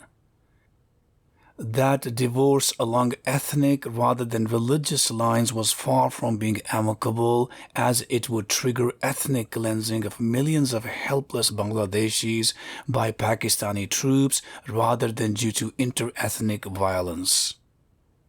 As if Pakistan had scored a penalty kick against India, the latter would hit back with a golden goal of its own in a little more than a decade later. In 1984, in what is widely believed to be the Sikh genocide, tens of thousands of Sikhs in the Indian state of Punjab were systematically butchered by Hindu mobs, to which the state authorities not only turned a blind eye, but were also complicit to a large degree in the aftermath of the riots sparked by the assassination of the then Indian Premier Indira Gandhi by her Sikh bodyguards. The assassination itself was triggered after Indira Gandhi launched the Operation Blue Star to attack the Golden Temple, the Mecca of Sikhism, with the tanks and artillery fire after it had been overtaken by a group of Sikh militants demanding greater autonomy for their homeland. With the exception of the 1971 Bangladeshi genocide and the 1984 Sikh genocide, ethnic violence across the Indian peninsula by and large remained bottled during the first half of the current Aquanium, thereby giving many a false sense of complacency that perhaps the bad times had forever been put to the sword.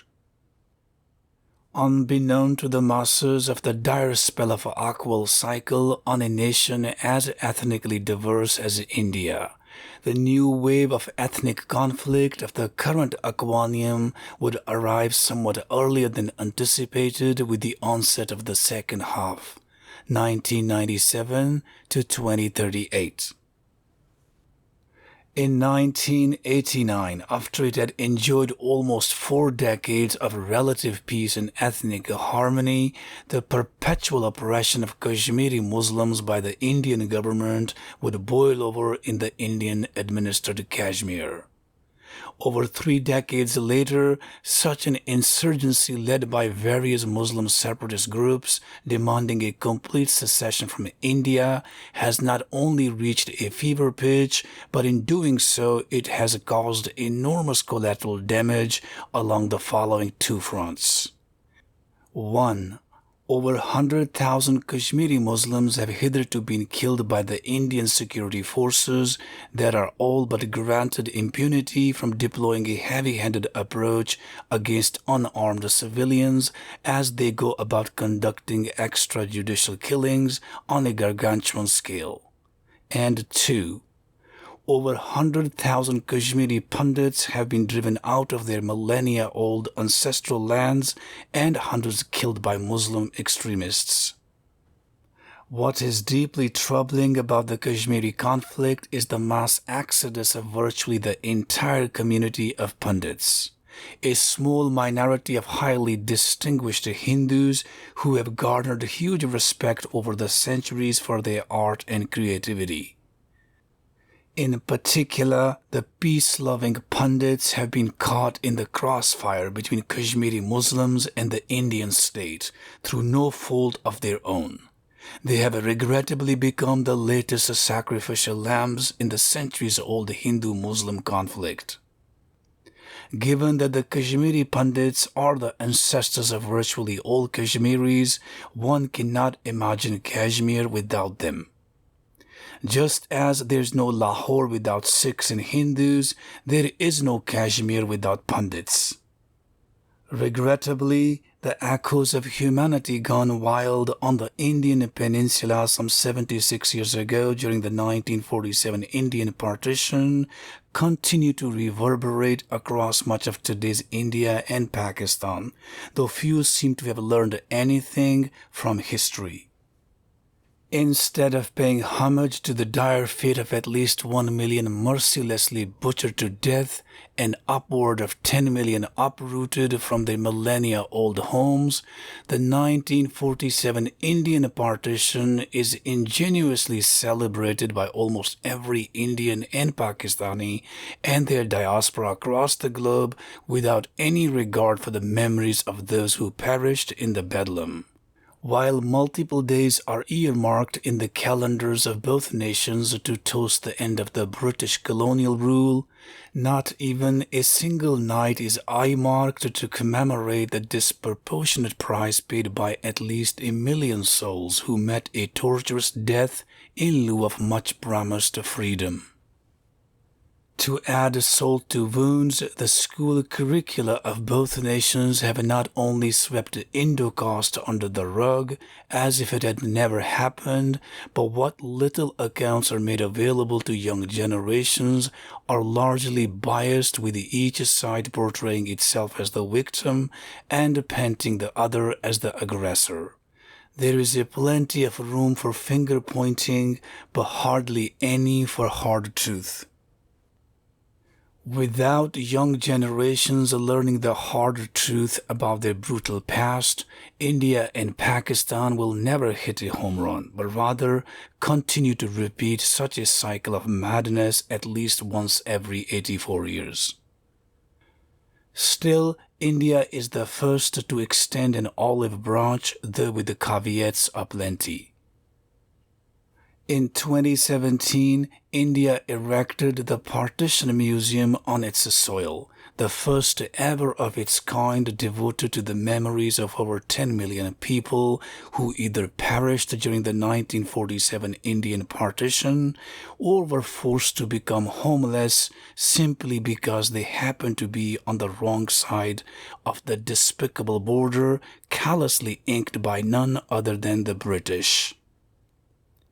For its part, Pakistan is yet to pitch in and recognize the utter evil committed on its side of the border some 76 years ago. That should sound alarm bells given that the Oqual cycle has only begun to knock on Pakistan's door with its full force yet to be unleashed over the next decade or so. In Pakistan, many locals proudly remind Indian visitors, "Jinne Lahore ni vekhya o jamya hi nahi." One who has not been to Lahore is yet to be born. That dubious claim merits a befitting response.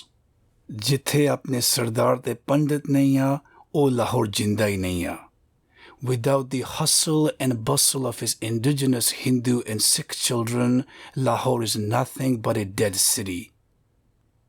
Indeed, it does not occur to any Pakistani that today's predominantly Muslim Lahore is a shadow of his multicultural and multi-religious past, with the millions of native Hindus and Sikhs wiped off his every street and corner in the most callous manner imaginable during the 1947 Indian partition. In 1947, prior to the partition, minorities made up more than 30% of Pakistan's demographics. In 2023, 76 years later, minorities account for a little more than 3% among Pakistan's citizens. That Pakistan suffered a massive brain drain during the partition is exquisitely summed up by its faltering economy, heavily reliant on foreign imports, rather than being able to produce and manufacture most of what it needs at home due to the lack of talent and skill. To say that the Pakistanis could do with a dose of soul-searching would be to put it un-Pakistanly. India has no room to rejoice either. The very forces that fanned the flames of ethnic cleansing some 84 years ago across much of the then jewel in the crown during the 1940s are once again at play with full force in today's India. If Indian leaders led by their ultra-nationalist Narendra Modi are not careful and refuse to tone down their divisive and inflammatory rhetoric and policies, India may end up experiencing yet another partition, and thus having to deal with an unwanted sense of déjà vu as the dire spell of an Oqual cycle leaves no stone unturned as it reaches its climax. Indeed, the Indian peninsula is yet to bear the brunt of the ethnic fallout from the second half, 1997 to 2038, of the current Aquanium, with the seeds of ethnic conflict planted some 84 years ago already beginning to bloom. Can history guide us as to what is in store for the minorities on the Indian peninsula as the current Aquanium draws to a close? Next subsection. Indian Muslims are once again at the crossroads and in the line of fire. While the second half 1913 to 1954 of the previous Aquanium was largely marred by Hindu-Muslim discord on the Indian peninsula, the second half 1997 to 2038 of the current Aquanium has already witnessed ethnic conflict developing on multiple fronts, from Hindu-Muslim conflicts through Hindu-Christian frictions to Hindu-Sikh hostilities. In particular, over the past couple of decades, the Khalistan movement for a separate homeland for Indian Sikhs has not only garnered a huge following among the Sikh diaspora at large, but it is also threatening to upend the Indian Union made up of loosely bonded ethnically diverse groups, many of whom refuse to be Indianized or conform to Hindutva, the far-right ideology that calls for the interests of the majority Hindus to predominate over those of minorities. More specifically, Hindutva represents a growing chorus of Hindu supremacists in a manner akin to the white supremacists. Given that Hinduism is a catch-all umbrella term for a diverse array of religious philosophies and practices loosely stitched together, Hindutva is not only perceived as a threat by non-Hindus, but it is also repudiated by large sections of Hindus in southern and eastern parts of India, or what constitutes India's Achilles heel, with the secessionist movements having taken root and brewing aplenty.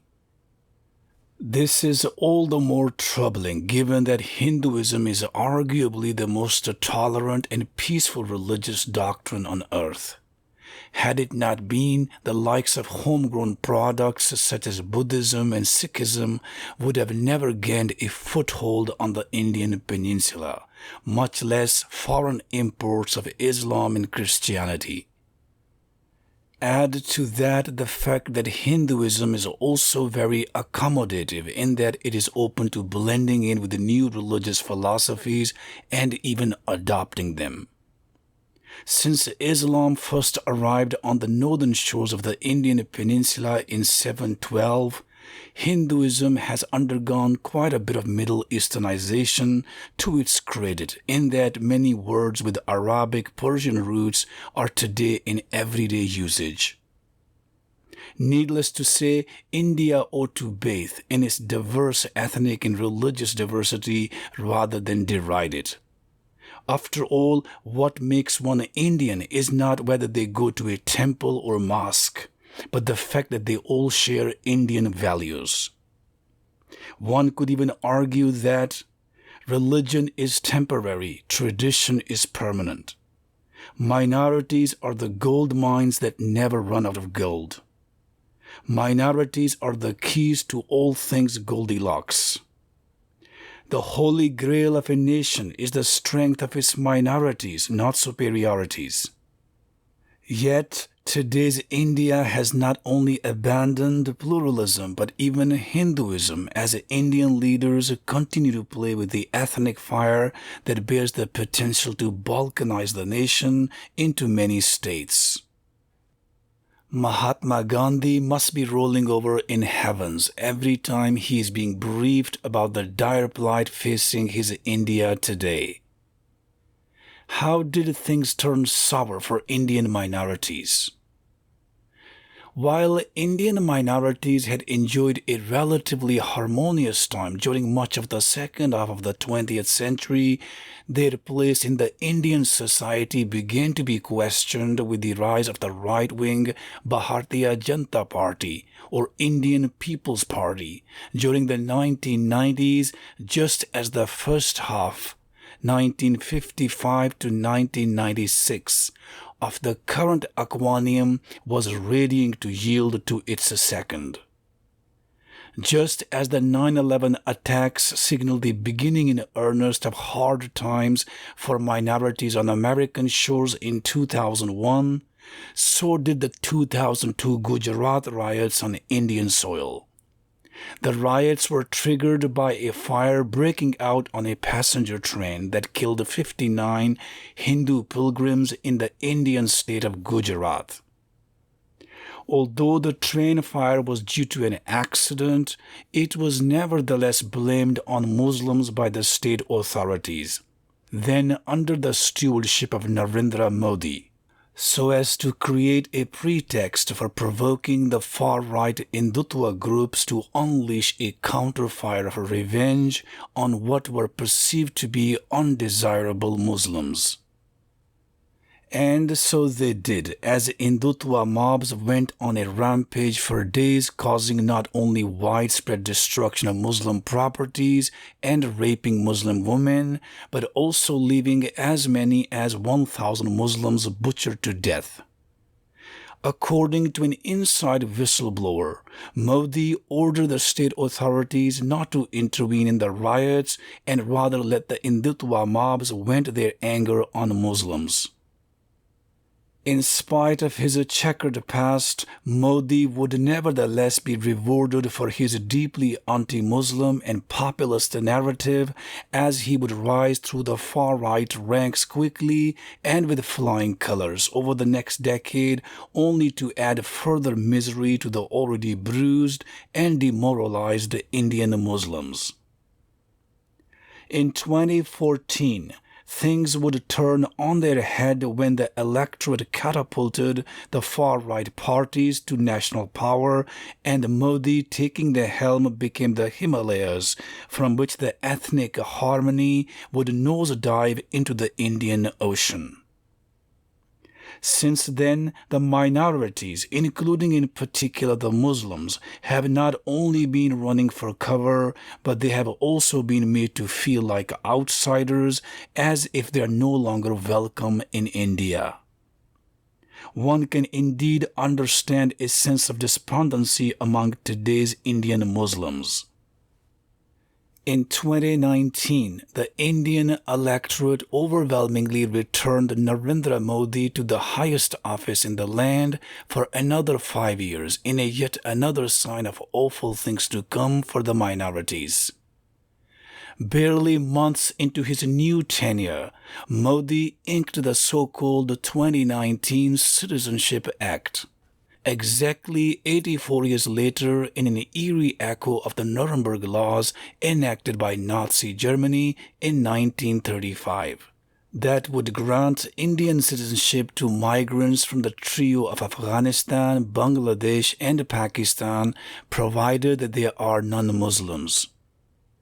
While such a deeply anti-Muslim bill may sound like a godsend at first sight for non-Muslims afraid of being persecuted in the trio of aforementioned majority Muslim nations, the hidden propaganda in the 2019 Citizenship Act lies in the fact that poor Indian Muslims, like poor Indians in general, do not carry any paperwork or legal documents to prove that they were born in India.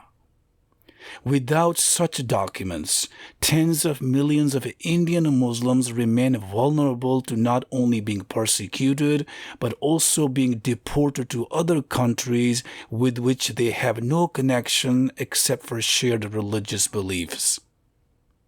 Simply put, the 2019 Citizenship Act essentially stipulates that no proof of birth is needed for the right to Indian citizenship unless one is Muslim. That is Islamophobia run amok to the hilt. It is of course not only in India, but Islamophobia has been on the rise since the onset of the second half, 1997 to 2038. Of the current aquanium across much of the globe, from Asia through Africa and Europe to the Americas, in a manner similar to anti-Semitism and other forms of xenophobia. With the current aquanium poised to end in 2038, Indian Muslims are far from being out of the woods yet. One can only hope that the Indo-caste does not cast its ugly shadow on their precarious state of affairs over the next decade or so.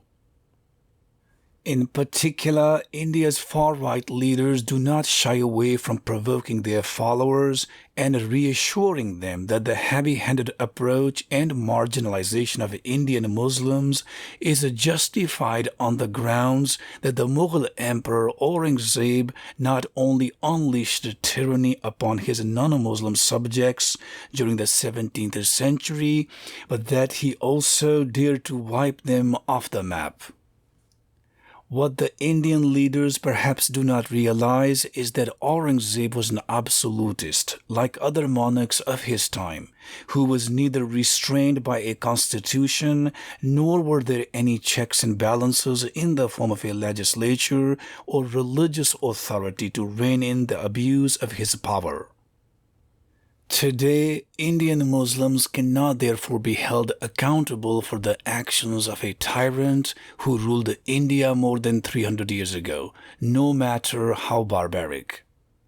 India must look to the future, not the past. In disguise of the Russian icon Garry Kasparov, one can get quite far in democracy if they can convince the majority that they are the victims of the minority. That is exactly what not only the Indian leaders, but leaders around the globe have resorted to in the face of socio-political issues having turned into an insoluble maze. Pitting the majority against the minority has become the only way to win votes rather than addressing real-life problems. While Modi may have lost his Midas touch, his ultra-nationalist propaganda has nevertheless worked a magic on his disciples with the urge for greed and money. Indeed, against the backdrop of state-driven Islamophobia, a growing number of young and radical musicians, desperate to find a niche in the rather competitive space, are resorting to deeply offensive and threatening anti-Muslim lyrics such as "Hindu ka hai Hindustan, Mullah jao Pakistan." India is for Hindus. Muslims must go to Pakistan. In doing so, such far-right musicians see their bank accounts quickly bloat as their popularity on social media goes through the roof, such that it serves as a positive feedback loop with the anti-Muslim music hitting new highs and rapidly becoming normalized among the masses with each new release of their audio or video. Worse yet, mainstream journalists and other public figures spewing out anti-Muslim rhetoric night in, night out across hundreds of TV channels and media outlets on Indian soil has become a secret weapon to win top ratings, with every channel trying to outdo its competitors through the innovative art of xenophobia and driven by the greed to earn a greater market share of the audience with the potential to make a killing on the back of others' misfortunes.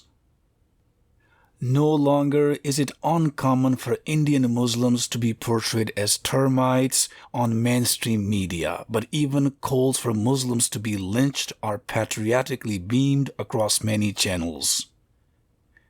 When challenged about such anti-Muslim propaganda, many Indian journalists are quick to point out that India has always been a sanctuary for Muslims and that it is Pakistan that remains a hell for minorities in its quest to reach ethnic purity.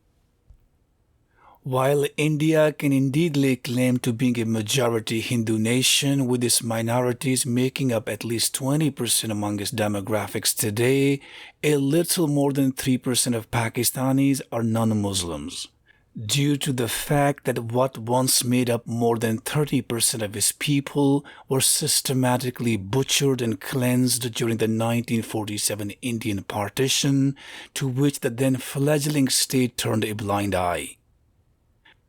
Today, however, discrimination against minorities in Pakistan is by and large due to far-right Muslim extremists and bigots rather than driven by state actors a la situation in India.